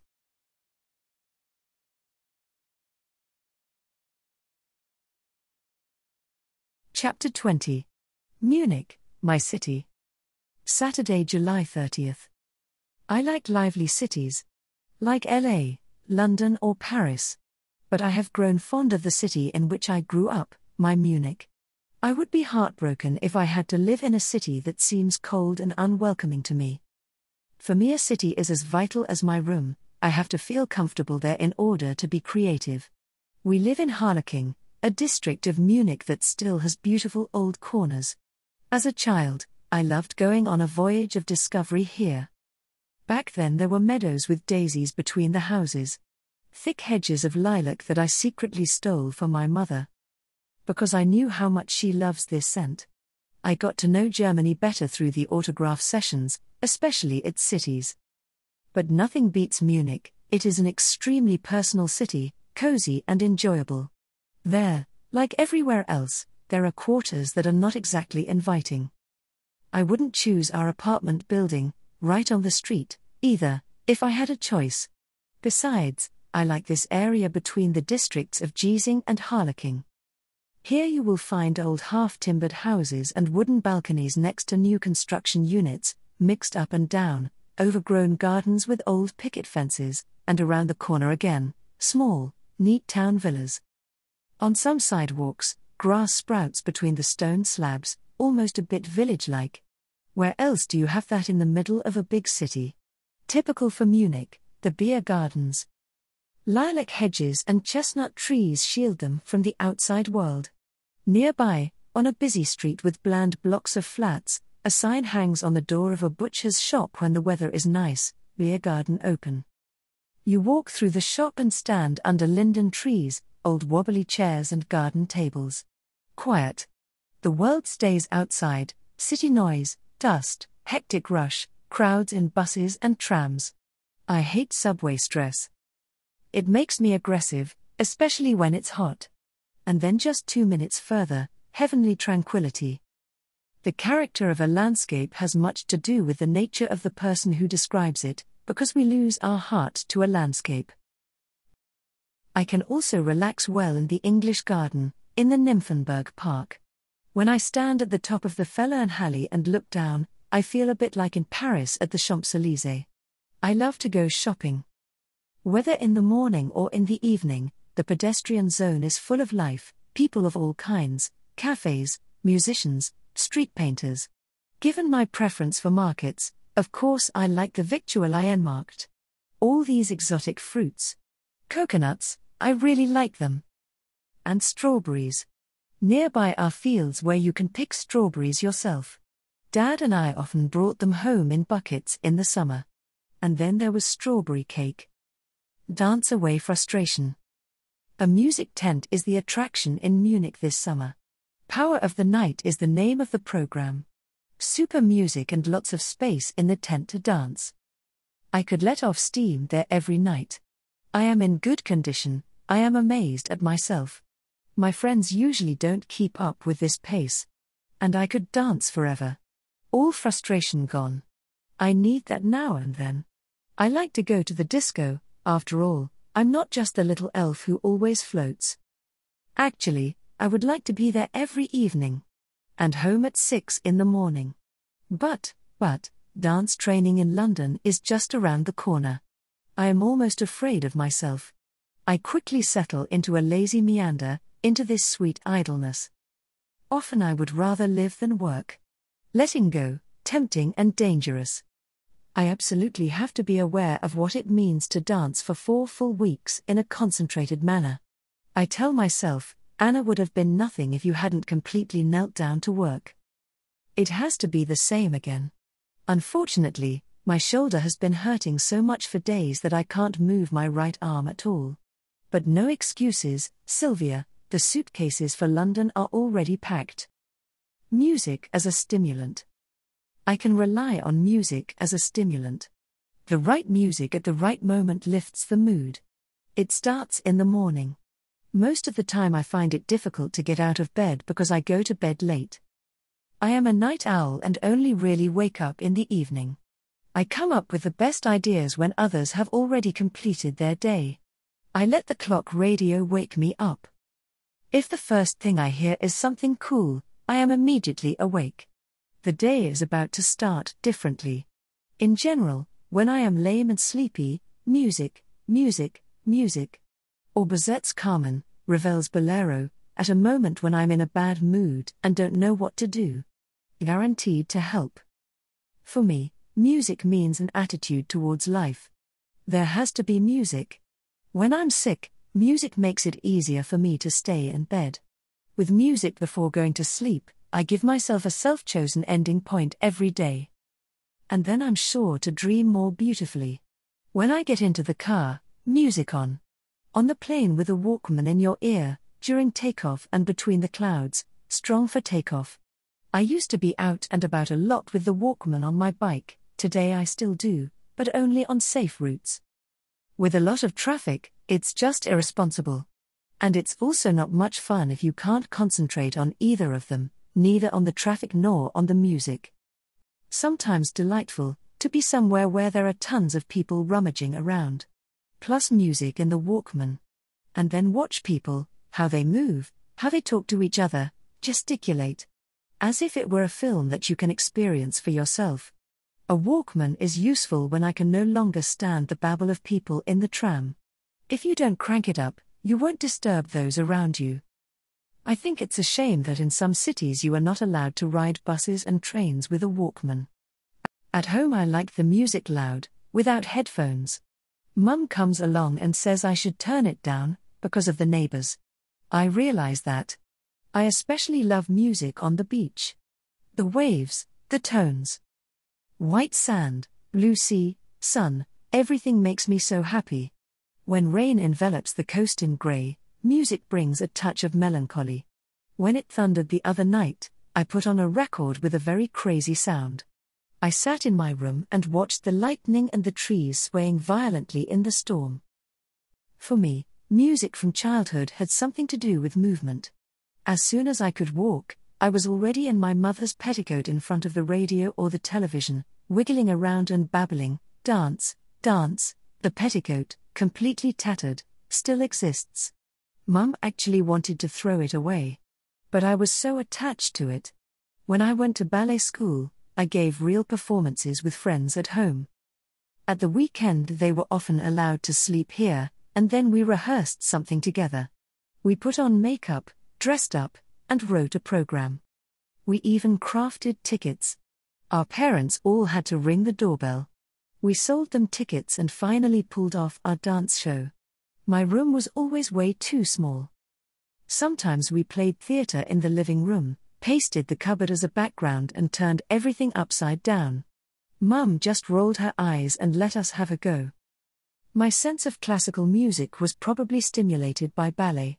You practice classical music very early on. And in my years as an extra, opera certainly influenced my taste in music. What I heard on stage I absolutely had to have on record. So I knew opera and ballet music better than many other children, but stayed with it longer. It was only gradually that I became interested in the top 10 on the radio. Until I finally wished for my first pop record. I think it was Genghis Khan. One day a friend came along, we were still playing with Barbie dolls back then, under her arm was Michael Jackson's first album. We put the record on, and again and again.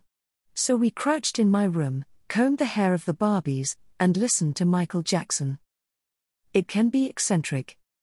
When I look through my colorful record mix today, the entire classical piano music by Peter Tchaikovsky comes first, also his Capriccio Italien, and of course Swan Lake. By Sergei Prokofiev, Romeo and Juliet. The music for Carmen by Georges Bizet and also the music for the film by Carlos Saura.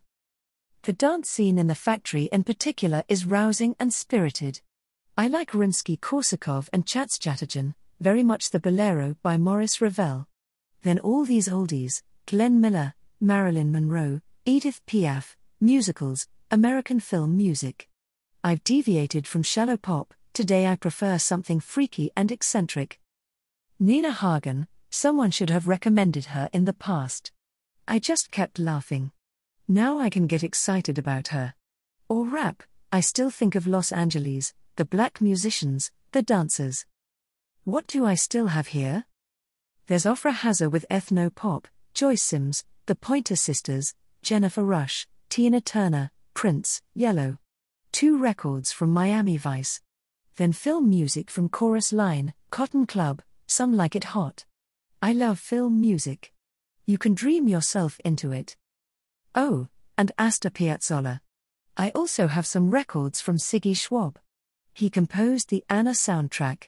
For hours I could listen to Asian music, the rhythms of the temple dancers, music from the Chinese dance theater, Moroccan melodies, Afro music. Many people ask me, isn't that too monotonous for you? Not at all. I also like Russian or Spanish folk music. Bavarian, however, not at all. Except at the Oktoberfest. I am a real Wiesn child, born at the time of the Munich Oktoberfest. I am attracted by rhythms that are still associated with original body feelings. Here, music has to do with understanding. Dance becomes language. In our culture, awareness of this has largely been lost. You even feel better mentally and emotionally when you are physically agile. Reading that took me further in this direction was a book about stretching, a simple way of being agile.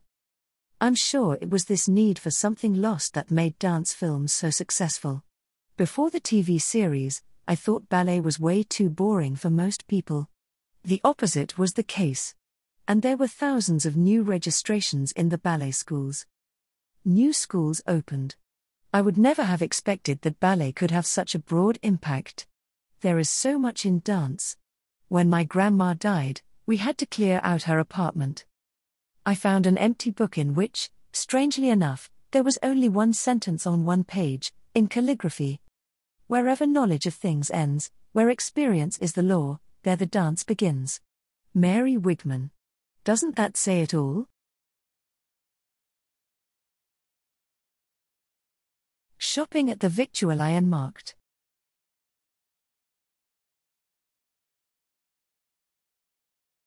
Resting in the English garden, nothing beats Munich.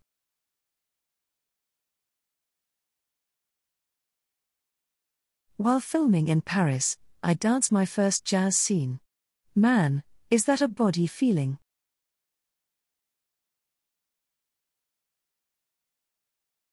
Chapter 21. Among all these professionals. Sunday, 7th August. We landed in London for dance training for Anna. Our hotel room is an apartment with a living room that Dad will set up for 4 weeks, a room for me, a kitchen and a bathroom. The new ballet teacher is supposed to pick me up from the hotel on the first morning. With her I will do my daily training and learn the classic pas de deux. Molly Malloy should rehearse the modern dance numbers with me again, as in the television series. In the morning we are waiting. Half an hour, time flies, nobody cares about us. I wonder, what will my new dance partner be like? Hopefully we will like each other. What if they are impersonal or impatient? I'm a little scared. Finally we call the dance school, it's all a misunderstanding. We should have gone there immediately. My first training session has long since started. We're off to a good start. So let's head over to Dance Works. This is the name of the dance center on a side street off Oxford Street. The atmosphere immediately captivates me. As soon as we have passed the front door and reception, we stand in front of a huge glass wall, through which one can see a ballet hall. The training is just coming to an end. I watch the last few minutes. My goodness, all professionals.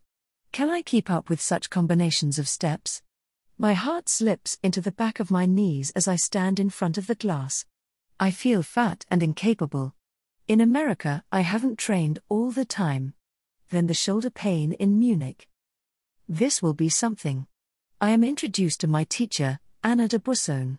From the first moment I have confidence in her, she is like a second Jutta Giesecke, extremely sweet, and a committed ballet teacher. And her name is Anna. I'm not exactly superstitious, but such an omen is fun. In the afternoon I have the first rehearsal for Romeo and Juliet. Anna de Boissonne is studying this classical choreography with me to the music of the Russian composer Sergei Prokofiev. My training partner is John Peterson, Molly Malloy's assistant. We are studying a small number for an audition for a dancer. My Romeo for the film is to be selected. I dance with John for an hour, 2 hours, I have never had more fun. If only I could keep John as Romeo for the film, whirling around the ballet with John is something very special. So much feeling and so much intensity emanates from him. He dances like I've never seen another partner dance. He has a charisma, stunning. Men often have the problem of dancing too hard. John has very smooth movements. But they don't look unmanly or cheesy. Not at all. I'm completely in love with his dance style. Training in London. The whole week is rock hard. Wake up. Pack ballet stuff. Take the tube to Oxford Circus. Dad is always there. He's carrying my big, fully packed bag. I'm used to it since Munich to ride with this huge bag in the overcrowded train and fight my way through. But he was really angry, in the middle of the crowd, with the big bag. Then we have to push our way through the people on Oxford Street, every day, morning, evening. I will soon know her inside and out. You really have to shove your way through. Get changed. Training. The first class actually consists of professionals from theatres and ballet companies who train here during their holidays, plus a few former dancers and some very good students. Never in my life have I been through 2 ballet classes in a row. I get blisters, blue toenails, I usually have problems with them. At least the shoulder pain of the last few days in Munich has disappeared. First class. Second class. In between, 2 minutes to take a breather. Quickly threw down a mug of mineral water. Continue. After a half-hour break, rehearsals begin at 3 and last until 6 in the evening. All day in the ballet hall. But again and again I discover little things that sweeten my stress. Like the street stall with French croissants that we pass every day. They taste better than anywhere, not even in Paris have I found such delicious foods. After a few days, the French seller knows us. He speaks a little German and is charming. What are you doing here in London? The croissants are often our dinner. Or we go to our little creperie, hidden in a backyard, in an idyllic Mediterranean style. These are rituals on the brink that quickly make me feel at home even in a strange place. I like to go to the swimming pool in the hotel after the strenuous training hours, sweaty and exhausted. Swimming, the best recreational sport for dancers. Only once was I so dog-tired that I had to be carried to the swimming pool. But hardly an evening goes by without washing my training gear. By hand in the small sink. Otherwise I would have to bring Mum a mountain of dirty stuff with me. I don't want that. And even though I have enough suits with me, I force myself to wash, even when I'm so tired I could fall over. So again today, soak, wash, rub, wring, hang up. This takes a while. It's getting close to midnight. Papa, tomorrow you'll have to buy me washing powder. He's the manager of our little London household. He takes care of what is necessary. Make sure, Silvia, that you finish. I urge myself to hurry. Off to bed. This weekend there are rehearsals. I can only enjoy my first day off in London on the following Sunday. Papa. It was agreed that Papa would go to London with us. That's what I wanted. 4 weeks there alone would have been too much for me. In such a stressful time, I need someone who can support and organize me. Above all, to give me emotional support. I notice almost every day how important this is. Come home and just sit and talk. To hype me up. What's the matter? You were really good. No, I wasn't. You always like everything. Yes, the dancers who watched you behind the glass also said you are doing great. No, I'm not great. So that's how you yell at yourself, react to yourself. And everything is fine again. My father. For me he is an example of courage and the will to live. At 17 he was drafted into military service. He was as old as me when I started playing Anna. Madness. What I am allowed to experience, and what he had to go through. He was in captivity for a long time. He did not get to know the carefree youth that I have. I think it is good that man does not know what is in store for him. Most of them would capitulate beforehand. What I couldn't expect, Papa to be with me all day in London. Touchingly, he takes care of me. After a few days, I'm afraid and think. He will thank you for sitting in the canteen all the time for 4 weeks. Papa, don't you mind sitting here all day? No, it is interesting, I'm learning so much. In between, he goes shopping, walks and always discovers something new for us. Like those shoe stores on Oxford Street. They are currently having a sale. I have my problems with shoes. But here I find 6 pairs that suit me. Dad made friends with some dancers. He's now watching Molly's rehearsals. It's great when you see how a choreography like this grows bit by bit. He asserts that he is not at all bored watching the ballet work. And he doesn't trick me, he means it honestly. But the atmosphere is also great in this house with, I think, 10 halls and the studio with a glass wall, in which I train a lot. Normally, I would be bothered by a window that everyone can look in through. But I don't mind being watched here. Also has to do with the fact that I don't know the people. And that they don't have those appraising looks that I usually notice. Of course, I'm the talk of the day in the canteen.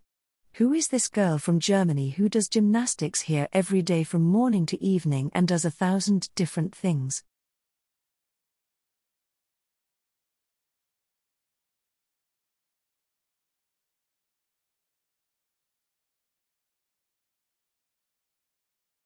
Coffee break with Molly Malloy.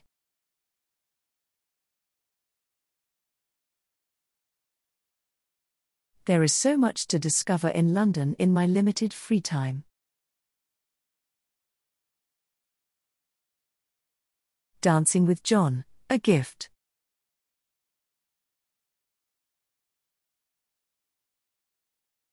Dad, my manager, my guide, my comforter.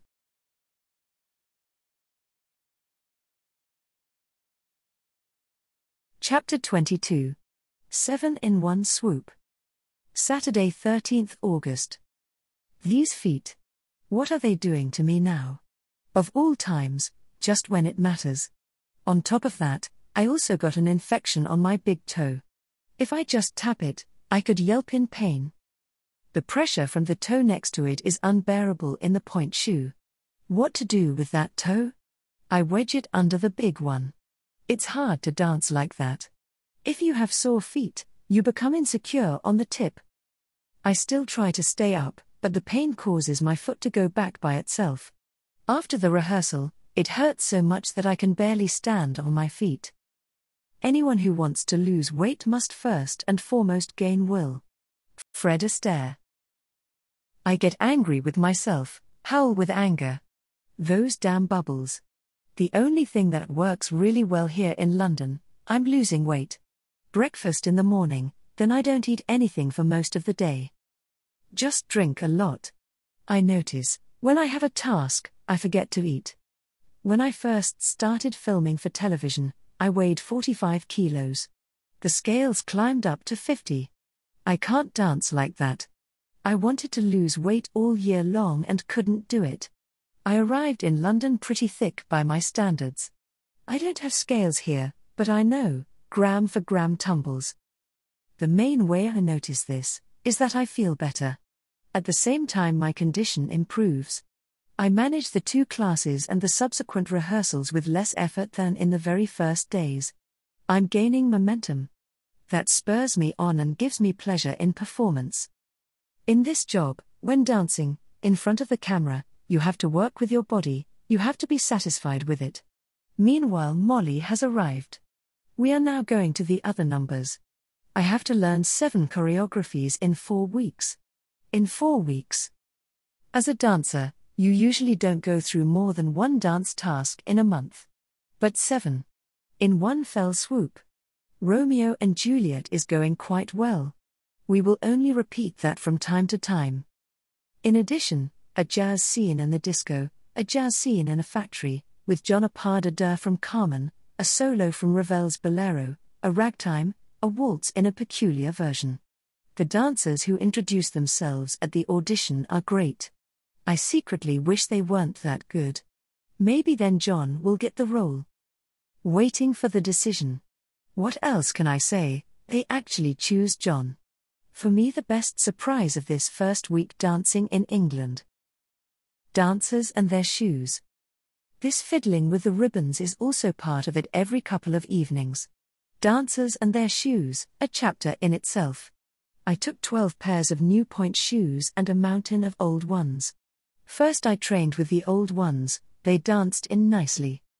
But slowly I need more and more of the new ones. You buy naked shoes and only make them your shoes through treatment. Every foot is different. For example, nobody needs the straps that are tied around the ankles in exactly the same places.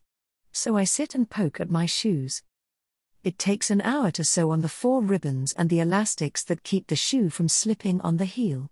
The ribbons are burned off at the edges with a lighter, so that they don't prickle. The smooth fabric is cut out at the front of the shoe tips, otherwise it is easy to slip.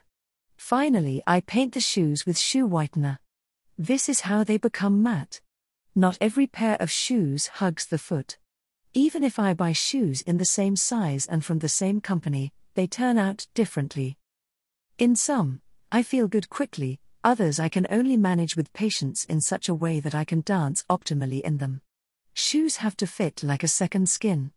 They shouldn't feel rough or bulging on the foot, or rattling ugly and loudly while running, that destroys any illusion of weightlessness.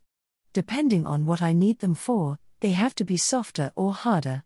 Of the 7 choreographies here, 1 requires tough shoes, like the bolero, because I go to extremes a lot.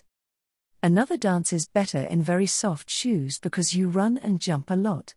In the evening I ask myself, which dance scenes are on the rehearsal schedule for the next day. And I begin to prepare the shoes. They soften in different places so that they are comfortable. I have to press and knead and bend them to shape them. These point shoes, almost a dance philosophy. I'm someone who dances with my shoes for a long time. I wear shoes for rehearsals that I've had for a whole year. Virtually impossible. But I carefully paint them. Over and over again. Then the shoes are fine. I just like to put them on because I feel good in them. I hate new shoes. At home I have a book by the dancer Margot Fontaine, which describes what dance shoes are made of. Satin, canvas, a bit of cardboard, leather, a special glue that holds everything together, and much more. Usually dancers use 3 or 4 pairs of shoes for a performance. I don't like that. Constantly changing. When we're filming, I put my shoes on in the morning and they are not off all day. Except in an emergency when they are all completely gone and worn through. You feel different in every pair. I don't slip my shoes off during the breaks either. Immediately my feet swell up so much that I can no longer fit them back in. What makes ballet so difficult? You have to be there with your head, and in general, adjust to whom you are dancing with. You have to feel. You have to be able to play, show to the outside what is going on inside. But you also have to think about the craft. The technique has to be right. The shoes must be ready. The tights must fit. The costume must fit perfectly. Competitive sport to the highest degree. Often you have to force yourself to get up in the morning, to dance and dance on sore toes all day. I don't like this, I can't. I don't want to move. Still, I have to. And I know that in the evening I am happy that I have overcome myself. Stress relief note. 1, 2, 3. Well. Tear myself apart. Or pull yourself together.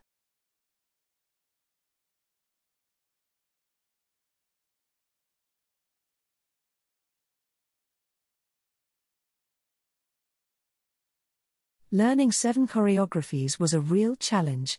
Rehearsals with Anna de Buissone, Molly Malloy, and John Peterson.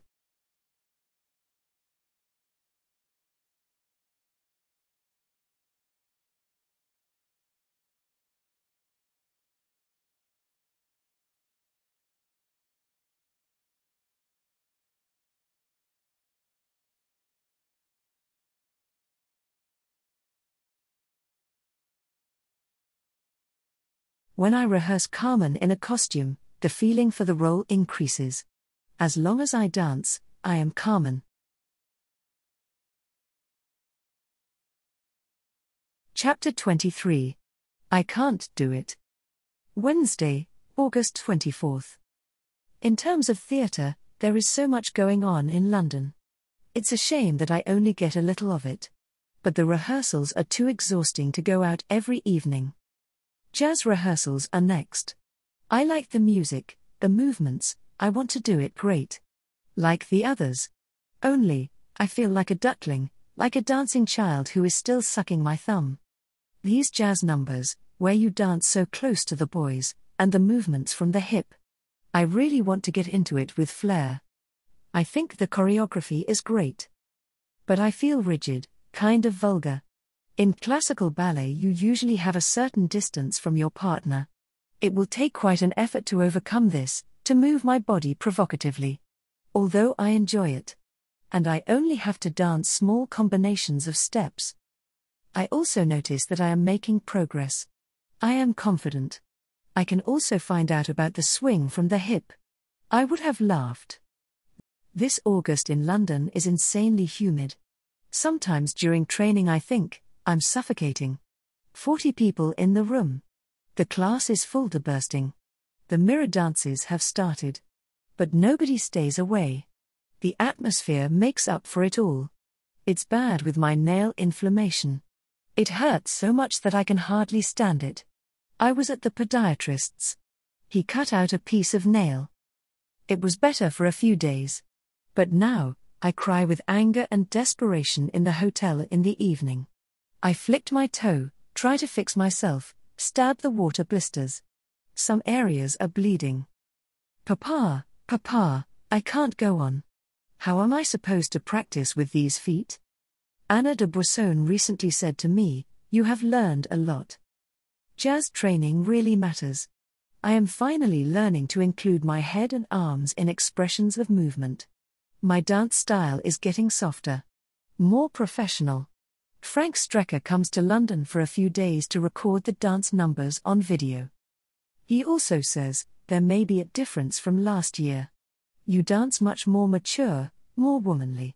A lot has changed there. With our first Anna you were still afraid when it was all over. I can tell for myself. I know which mistakes are still there, but I have more courage. Always having these 7 choreographies in your head, in your feet, in your feelings. I have days when I hate myself. I don't believe in a happy ending here in London anymore. The dancers are nice, everything is fun, it's just not possible with me. Now you can see, you're not a professional yet. You have too little training, you are too bad. The demands increase, you're out, you capitulate. Actually, a normal up and down on a dancer's mood barometer. But this time I'm sure I can't do it. I have to call the production in Munich, find someone else, it's too much for me. But as it is in life, of all things, when I have made up my mind, everything is going wonderfully.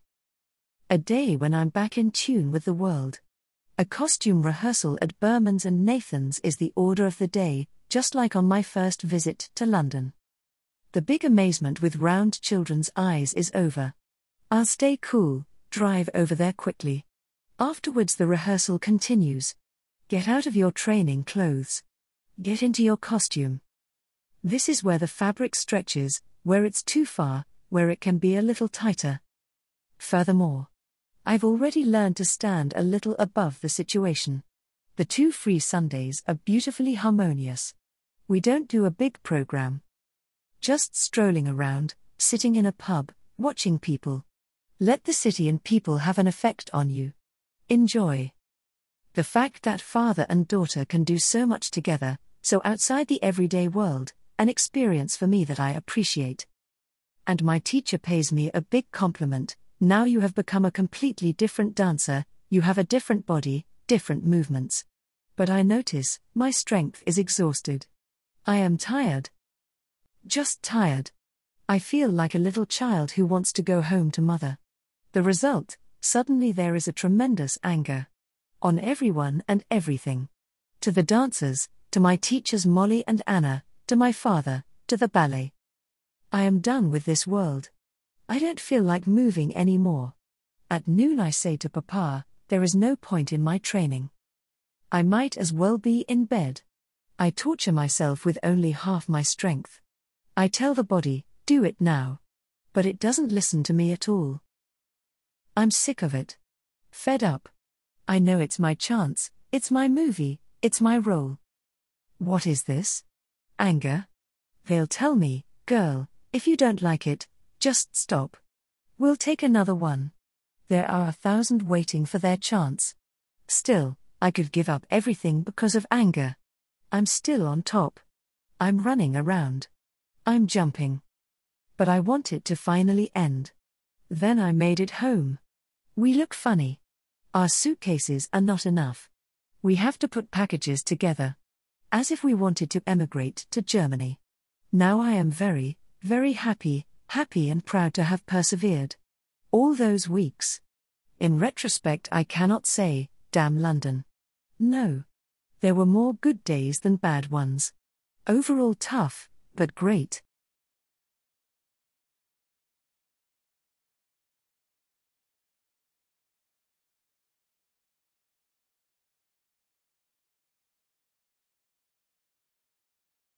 Chapter 24. Silvia in Luck. Friday, 23rd September. I am happy to be home again. I wasn't homesick in London. Only at some point did I miss my mum and my own city. I really noticed that on the first evening in Munich. In my bed, in my room, with my mum, with friends on the phone, oh, that's nice. The disillusionment follows immediately. As soon as I arrived, TV60 called.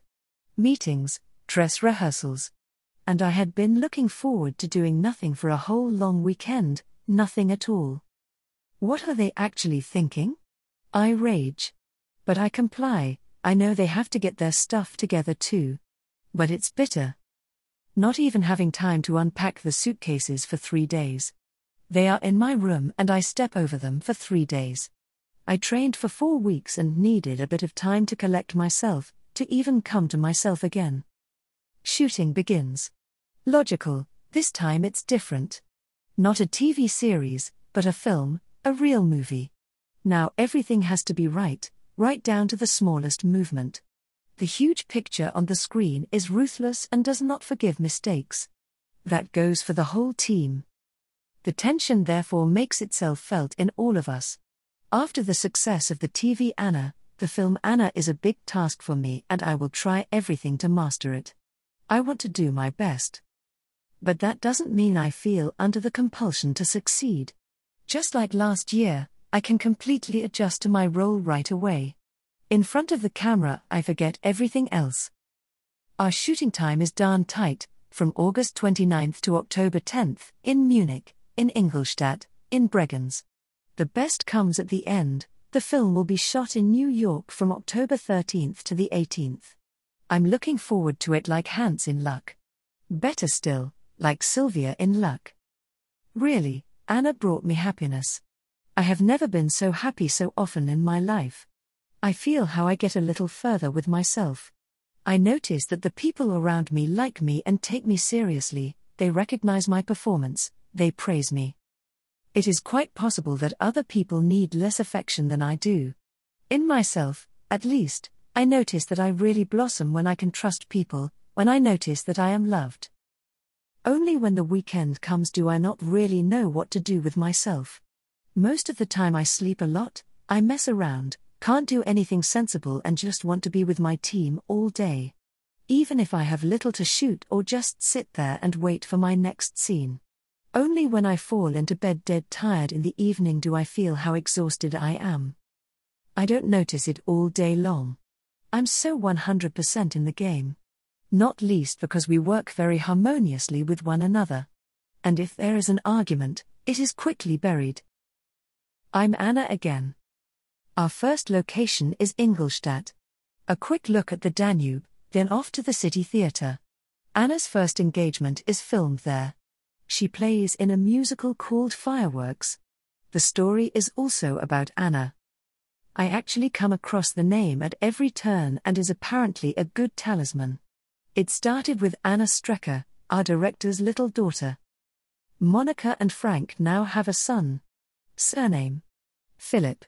My film brother's name is the same. If that's not a coincidence. Anna in the Fireworks dreams of becoming a dancer in a circus. Frank plays the ringmaster. An unusual situation, he is in costume and mask in front of the camera, he is normally the calming influence behind it. But how he gets this ringmaster, great. When he gives instructions for the next shot, you can feel that he knows what he is talking about. He can understand what it is like to stand in front of the incorruptible camera, which does not miss anything in a close-up. One afternoon in Ingolstadt we climbed the roof of the theatre. I am floating high up on a swing between heaven and earth. Our assistant director gets dizzy the way she sees me up there. But I feel free and swing happily back and forth. Below in the forecourt of the theatre, more and more children are running together and shouting to the swing rhythm, Anna. This time, too, our everyday language is a mishmash of German and English. Thanks to the weeks in London, I understand almost everything. I don't get out of practice either. Molly speaks English to me. John only speaks English, including his film texts. The dialogue will be synchronized later in the studio. At times, Frank even gives his stage directions in English. What is explained in German, I translate for John. And once it actually happens that I repeat my text in English instead of German in front of the camera. I'm standing next to John on the stage, and as I leave I should say "wait a minute" in German. The text comes out of my mouth as "wait a minute" in English. I can hear myself speaking the most beautiful English. Oh no. Camera off. Everyone laughs. Sorry, again in German. The language mix between John and me continues, and I'm just waiting for John to confuse please with bitter for the first time. Before you can remember, the week on the Danube is over. Our pas de deux from Romeo and Juliet is planned in front of the gates of Munich, in the garden of a villa on Lake Starnberg. Now John and I have practiced Romeo and Juliet so often in London that now, when the music is playing in the green, we suddenly no longer want to hear this Prokofiev. I grumble, John, I can't take it anymore. I want jazz. Of all things, the rhythm that was hardest for me in London. But now I have the right dance feeling for that. Not for the floating aesthetic nature of Julia. I shake myself. Honestly, John, it makes me sick. We are there in the morning, in our jogging suits, powerful as well as competitive athletes, because of classic romance. But in the evening, we are made up for the shoot, have our costumes on. I wear my light-colored leotard, the silky dance skirt blows around my legs, puffs up with every jump. The fluttering of the thin fabrics in the soft evening air, the sensitive sounds. Jump, lift, turn, the feeling of being Romeo and Juliet as long as we are dancing returns. The sporty feeling of the morning is gone, Prokofiev has us again. Doing this film with John is like a gift for me. I feel very comfortable with him. I can play naturally next to him. And dance with heart. He is an amazing dancer and a great partner in front of the camera, without airs, sensitive and gentle. Every day goes by in a flash. One constantly thinks that there is still a long way to go until midnight, and then the answer is, that's it for today. You look at the clock. Oh dear, that was 15 hours of shooting in a row, and I didn't notice it at all. Now eat something quickly, prepare your ballet shoes for tomorrow, and off to bed. Staying up as late as after our day of filming at the disco, until 5 in the morning at the bar, you can't do that often. But I have to be there. It relaxes me. I was in a really good mood, even the next day. But such nights remain the exception. I can go out when the filming is finished. Now I need one thing above all, full concentration. And I want this without stimulants. I can well imagine how quickly you get tempted in this job to get yourself out to the pharmacy, and find something that makes you feel fit and awake. I have now rehearsed 7 choreographies in London, and now I have to learn one more quickly. A Carmen scene. I just acted the whole week. Suddenly I'm supposed to switch to dance. Again anger sets in. So far, while filming the dance scenes, I had a feeling of a net and a double floor. Everything was rehearsed in London. There we have danced through all the choreographies one after the other over the last few days. So far I've never had to prepare for more than 1 scene per day of filming here. That gave security. And now something new again. I don't feel like it. But Stephen Jeffries is coming to Munich for 3 days of rehearsal. From the Royal Ballet of London. I can only bend the knee. And make an effort. Cake with candles. Today I'm 19 years old. The day starts beautifully. I really want it to be a good omen for the new year of life. Axel, the production driver who picks me up for the filming, is standing in front of the door with a red rose. We filmed that night in the apartment of my film friend Raina. For this purpose, a room at ground level was furnished in Schwabing. A caravan is there, as a makeup studio, as a changing room. Karen, the makeup artist, is waiting for me with a huge bouquet of roses. 19 flowers. The two costume assistants Bina and Christiane worked with her to choose a particularly beautiful item for my earring collection. Then Bina adds a voucher for a meal at her home with 10 people of my choice. After I have finished being made up, I am ceremoniously taken to our film apartment. The whole team is standing in a row, right and left, and sings, "Happy Birthday to You." And at the end of the room there is a table with a nicely painted birthday poster above it. Presents, flowers and a cake. 4 layers with 19 candles. Congratulations from everyone, kisses from John, from Patrick. Ronnie, my film brother, came especially, even though it's not his turn to film that day. He has really become my brother for me since I played Anna with him. Our sound engineer, Specky, hands me a Polaroid photograph, wrapped in magnetic tape, properly with a gift bow. At first I didn't get it, he is holding an earring in his hand in the photo. He'll give it to me when the shooting is over. Now the earring is still part of the movie costume. It was bought for Anna in London. One surprise after another. And everything thought out so lovingly. Having a birthday is wonderful. Of course, partying is not an option. Now work is in progress. Is it on purpose, or is fate being extra good to me on this day? A kissing scene with John is filmed. Axel and I have to go from the car to the house 3 times in the morning at 8 o'clock to bring all my presents home. Then I put the many flowers on the balcony, first in vases, then I need beer mugs and buckets. I sit alone on the balcony. Look at my flowers. I've never had so many at once. A little sadness runs through my soul, it's a shame that such a day comes to an end so quickly. At that moment the sun rises. I am happy. We learn a ragtime. It of all things is not seen in the film. And I thought it was so great. Acting is fun, dancing is fun, and the break in between.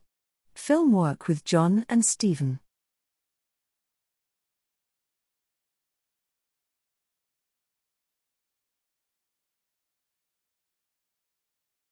Romeo and Juliet.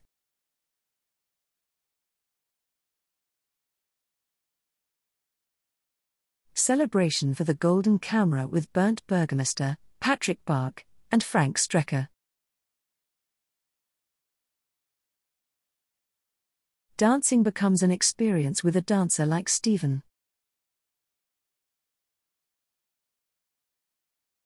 Chapter 25. Carmen in front of the camera. Tuesday, October 4th. We now live in Austria, in Bregenz. The shooting schedule includes some scenes on the stage in the Festspielhaus. In the film, these appearances take place in the Munich Opera. But because of the renovation work we have to switch to another, similar stage. My goodness, I'm tired. For the first time since returning from London, I feel completely powerless. When the alarm clock rings the next morning, overwhelming tiredness. I carefully open my eyes. Where am I exactly? Half asleep, I turn off the clock and I'll be away again in a moment. This morning I inevitably run out of time. During the weeks of filming, I have always been in a good mood, always awake. That turns into the opposite at some point. I have reached this level. But then a shock bites my brain. Silvia, you can't dance with this attitude, and afterwards Carmen and Bolero are due. And Stephen Jeffries is waiting for you. You have to dance Carmen with him, but spirited. Come on, wake up. Little by little, I perk up. While being made up, while getting dressed, while dancing warmly. The fear of failure gives me back my inner tension. It's hard to get your bones going. When I take the stage for the first dance rehearsal, I think I look as fresh as every morning. But then Siggy comes to me from the technical department and says, "What's bothering you?" And then, one by one, more from the team come up to me. And everyone asks me, "Are you all right? You are so different today." Basically, my problem is not waking up. I am facing the abyss again. I'm not relaxed and resolved in front of any dance scene. I suffer from my stage fright. Joking or being silly is no longer possible. Keeping the balance, the complicated pirouette, it's like falling deep in a dream. "Silvia, what are you doing?" "I'm so scared," I whisper. "Ah, no, you can do it." They all assure me. They are all nice to me. Somehow that gives me strength and security. I want to dance, and if it works, it's great. But in these difficult scenes there are technical hurdles. If you have a lucky day, all of them can be overcome. But there are bad days when this abyss opens up. You stand there, the music starts, you dance, and now you can slip or fall flat. Carmen jumps into Don Jose's arms, he lifts her up. If that goes wrong, that crazy run, jumping, and rehearsal feelings. Again an unpleasant thought touches me. I don't want to. It vanished at the same moment as I start to dance, because a pas de deux is always the best feeling for me. I enjoy the frenzy of movement. Strange how feelings can change in seconds. And yet the tension remains, not to do anything wrong. It forces me to pay close attention. Molly gives instructions. Stephen rehearses with me. He exudes absolute calm. Nobody would ask him, "Are you afraid?" You can see for miles my jitters with this choreography with its many technical difficulties. And I wonder, what is Stephen Jeffries thinking? Dancing with a 19-year-old who only has a tiny idea of what his famous partners have accomplished and mastered. For me it is the fulfillment of a dream. Even if I were ever hired for the stage, with a solo dancer from Covent Garden, I would certainly never have the honor. Now here's my Don Jose. As well as that, someone that's so gracious. He doesn't comment on any mistake ironically, remains patient and calm when I'm wrong. Anna dances on stage in the film.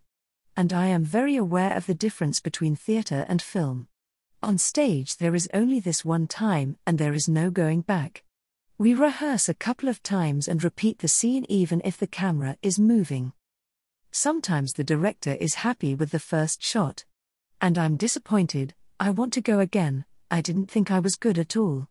It's probably better that I can't watch myself. I would probably never be satisfied. But trying things out appeals to me. However, I also notice a downside. If something often doesn't work, at some point it doesn't work at all. Especially when dancing. You turn the scene again, and you are so nervous when the music starts that it inevitably, bang, goes wrong. It is difficult with the dance scenes to adjust to these short excerpts. If you dance through the whole act, you can immerse yourself in the character and in the plot.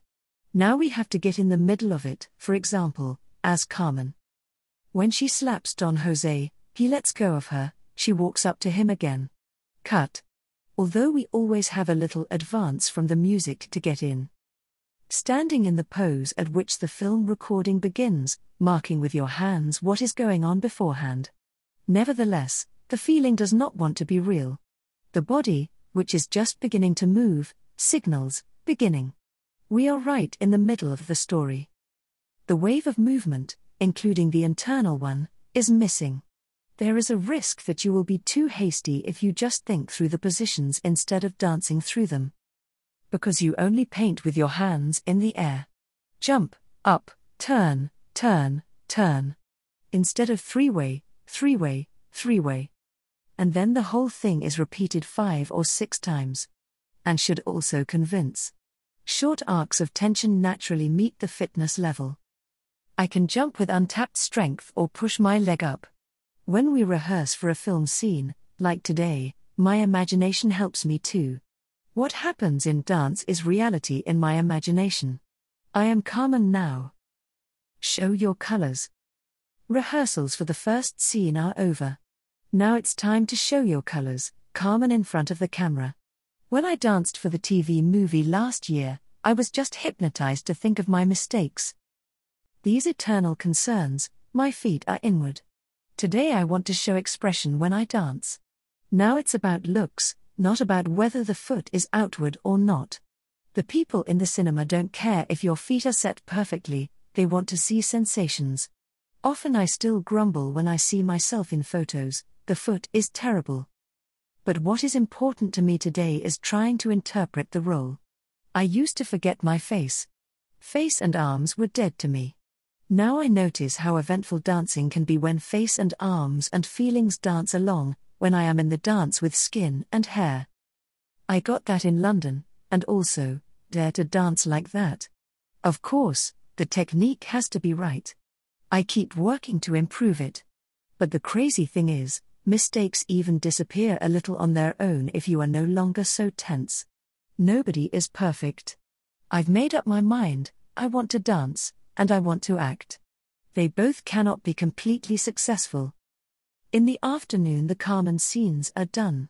Stephen understands what is going on inside me. You are happy, aren't you? You have been pretty quiet the last few days. Yes, it's over. But the day of filming is not entirely over. I still have the scene in front of me in which Anna is supposed to dance the bolero. Even though she knows that David, her dance partner, has died. She doesn't succeed in the bolero. She runs off the stage. This scene needs energy, and not too little. Freshen up makeup. The usual picture again, the director explains, to the actors and the cameraman, how he would like the situation to be played. A relaxed atmosphere to an outsider, a dozen people who look like they're not doing anything. But that is deceptive. The whole crew listens carefully. So that everyone then knows exactly what to do. The people from the light department, those from equipment, from the sound, all the assistants, the man with the clapperboard, everyone knows, afterwards, when the film is being shot, nobody can afford to make a mistake. There is a lot of scolding and yelling when someone messes something up. Inwardly, I adjust to what I'm about to play convincingly. Anna, pushed onto the stage, nobody understands that she can't dance now. Is there nobody helping me? Mum, Dad, you're in the auditorium, don't you have to see how I'm doing? I would love to scream to the floor and the rows, someone has just died, and as young as me. A group of extras is sitting in the Bregan's Theatre. Hired as the audience. Of course, one knows that everything is just a game. But I always want to feel like it's true. Out on the stage and in front of the row of chairs, the decoration for the bolero. Glance, the music, pose, my hand is shaking, glance, I break off the dance, run out into the backdrop, knocking over a chair. On the second try, I accidentally take a step back. A second chair crashes to the floor. Our director likes my unintended variation. We'll stick with that. The script girl makes a note of it. She really has to have eyes and ears everywhere. She is responsible for ensuring this, and also everything, fits together seamlessly afterwards, when the film is assembled scene by scene on the editing table.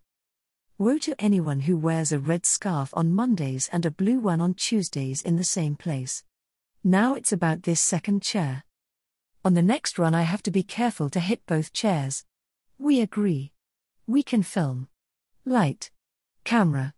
The makeup artist dusts my face again, the costume designer adjusts a few frills on the tutu with her own hands. Attention, the sound is on, the camera is on, clapperboard and, action. 4 minutes of film. Repetition. With difficult scenes there are sometimes 6 or 7 takes. This makes it understandable why no more than 3 or 4 minutes of a film are worked out on a whole long film day. When I repeat film scenes, the following applies to me during the breaks. Stand in the scenery. Don't get coffee. Don't go into the makeup room. Not even in the cloakroom. Maintain the tension. Keeping the feeling that I have built up for this scene. I think firmly of John while I wait at the edge of the stage. The whole process is about to be recorded. I know John, I like him, what if he was really dead? My stomach spasms, my heart becomes sad. The bolero music. At this moment I feel completely Anna. But as Silvia I have to count 12 times this beat.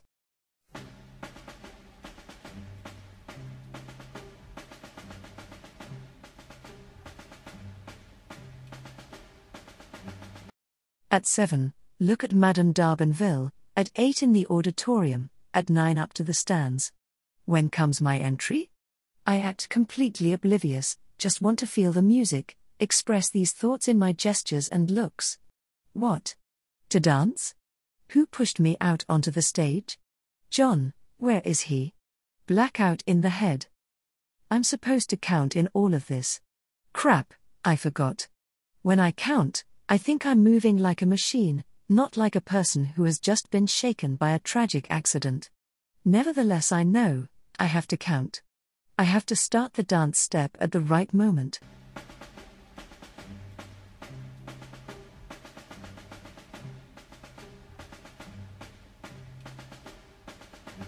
And at the top, head up, hand trembling, run away.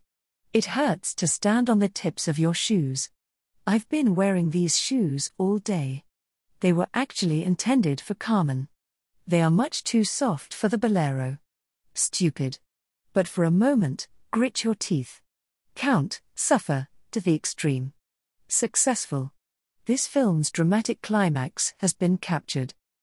I don't have to dance the whole bolero until tomorrow, with the right shoes. Now the close-up. The film crew around me is completely concentrated. The cameraman right in front of me. The makeup artist quickly drops tears of glycerin under my eyelids.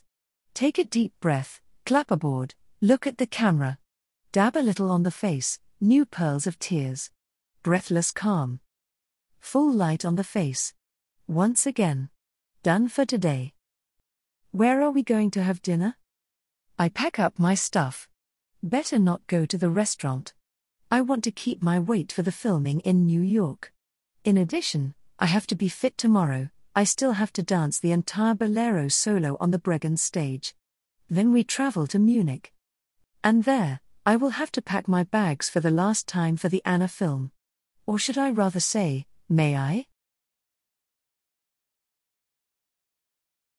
Acting emotions, but still counting bars. Sometimes it is difficult to be a dancing actress. Bolero, I feel the music from head to toe.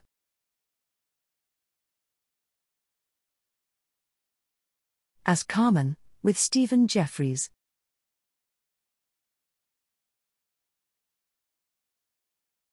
Chapter 26. Between Skyscrapers. Wednesday, October 26th. Anna is invited to an audition in New York in the film. Lucky you, Silvia. So you have to go to New York too. Filming begins on the plane. The English stewardess performs with me.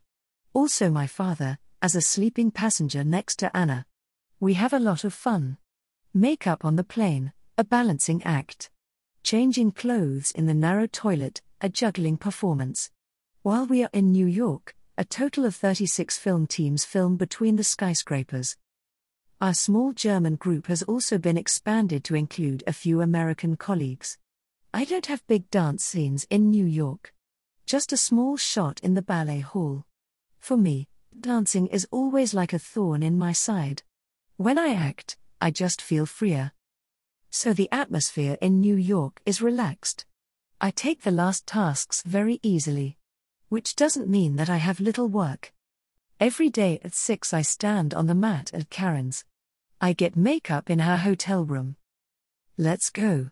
We have to start as early as possible. We almost only have exterior shots. And in the evening the light is gone. Anna is filmed. But in New York, fortunately, I don't really notice that yet. 6 private days distract me.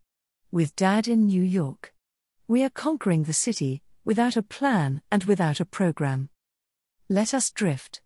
Experience morning, noon, afternoon, evening, nightlife in the streets, on Broadway. We sit in the cafe for hours. Talk to each other. Rare luck when father and daughter get along so well. After all, there are over 40 years between us. New York, fascinating. The dream weather, the buildings, the people, the cars, the many yellow taxis, the honking. I always thought, that's only how it is portrayed in the film. But no, that's exactly how it is. The city is infected with its atmosphere. I have a hotel room with a view of the city. In the evening I often look out the window for hours. And once even the moon is right between two skyscrapers. On one day, we want to walk along the entire Broadway. We're taking the subway to the World Trade Center. It starts raining. We will not allow ourselves to be dissuaded from our plan. March off. 2.5 hours through the rain. Soaking wet and frozen red, we are a sight for the gods. And we're having a lot of fun. Only in front of the hotel does my father go on strike. I'm going through the back entrance. I haven't laughed like that in a long time. Actually, we wanted to go to a musical every evening, which we finally realize as an evening at the Metropolitan Opera. Once in the famous Met, I must do this. We're there very early, because of the tickets. Still strolling around, a group of tourists spotted us. "You are Anna, aren't you?" I am a bit unsettled because someone wants something from me again, and grumble, "I played Anna, I'm Silvia." The group wants autographs. Since I don't have any cards with me, I put my name on programs that are there. Of all things, it's ballet programs. On Fifth Avenue, on the last day, I heard someone shouting, "Anna," behind me. I didn't respond. There are probably hundreds of women in New York by the name of Anna.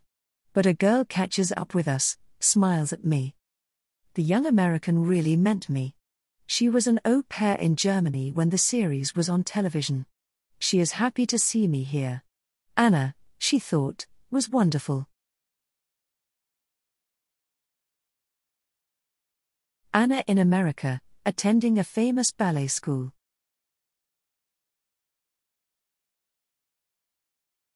Silvia in New York, filming on Broadway.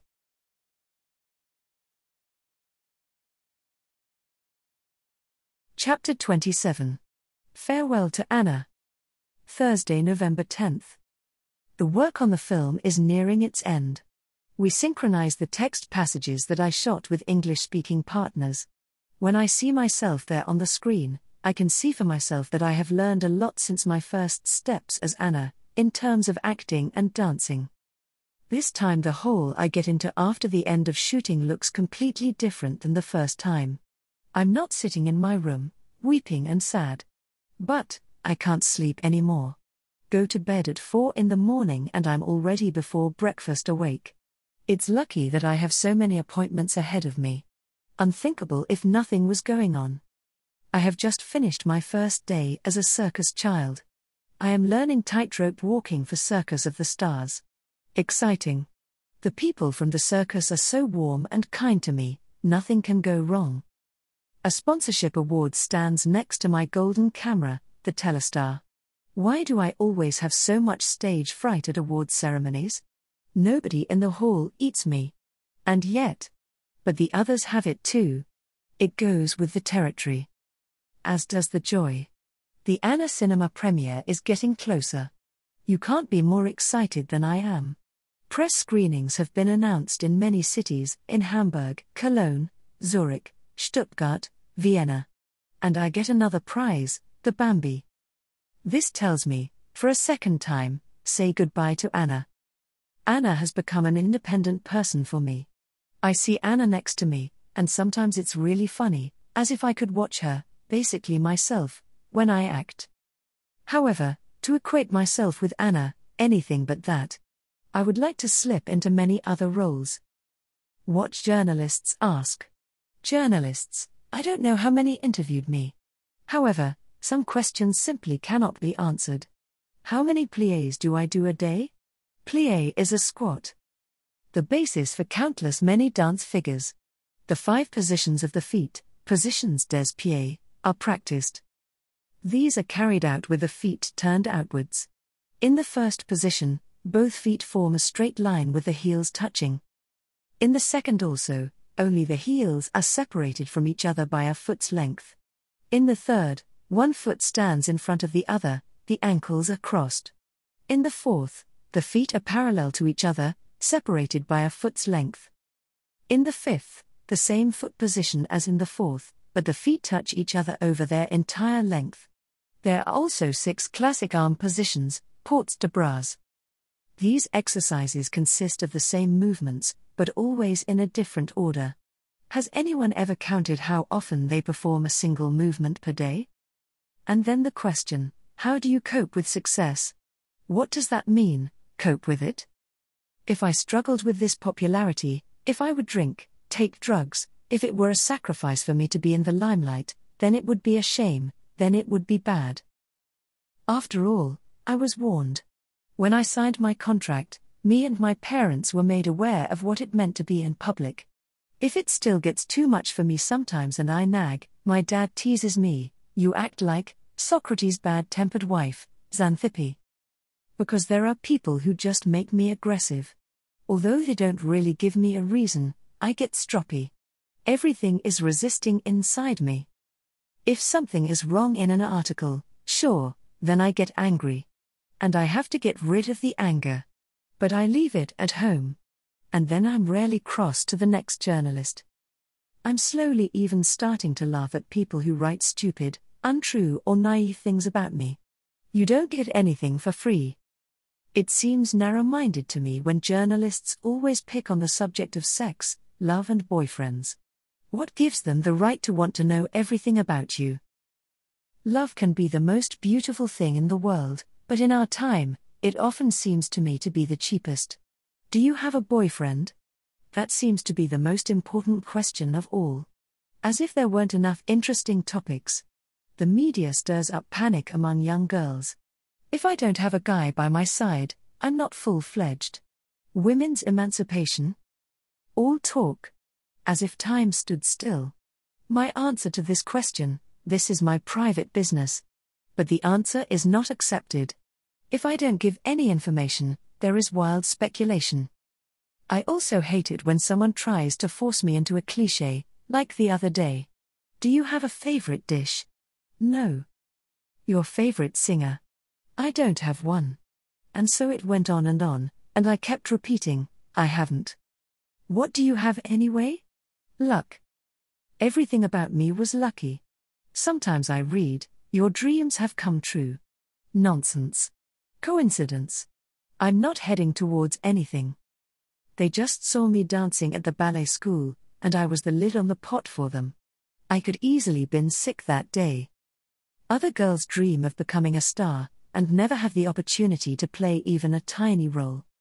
I didn't even wish in my most secret dreams of becoming an actress, and was allowed to discover my dream job. I call that luck.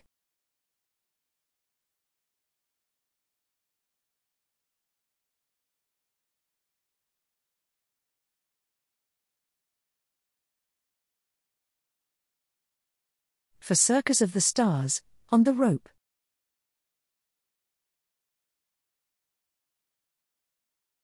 Film premiere with John and Patrick.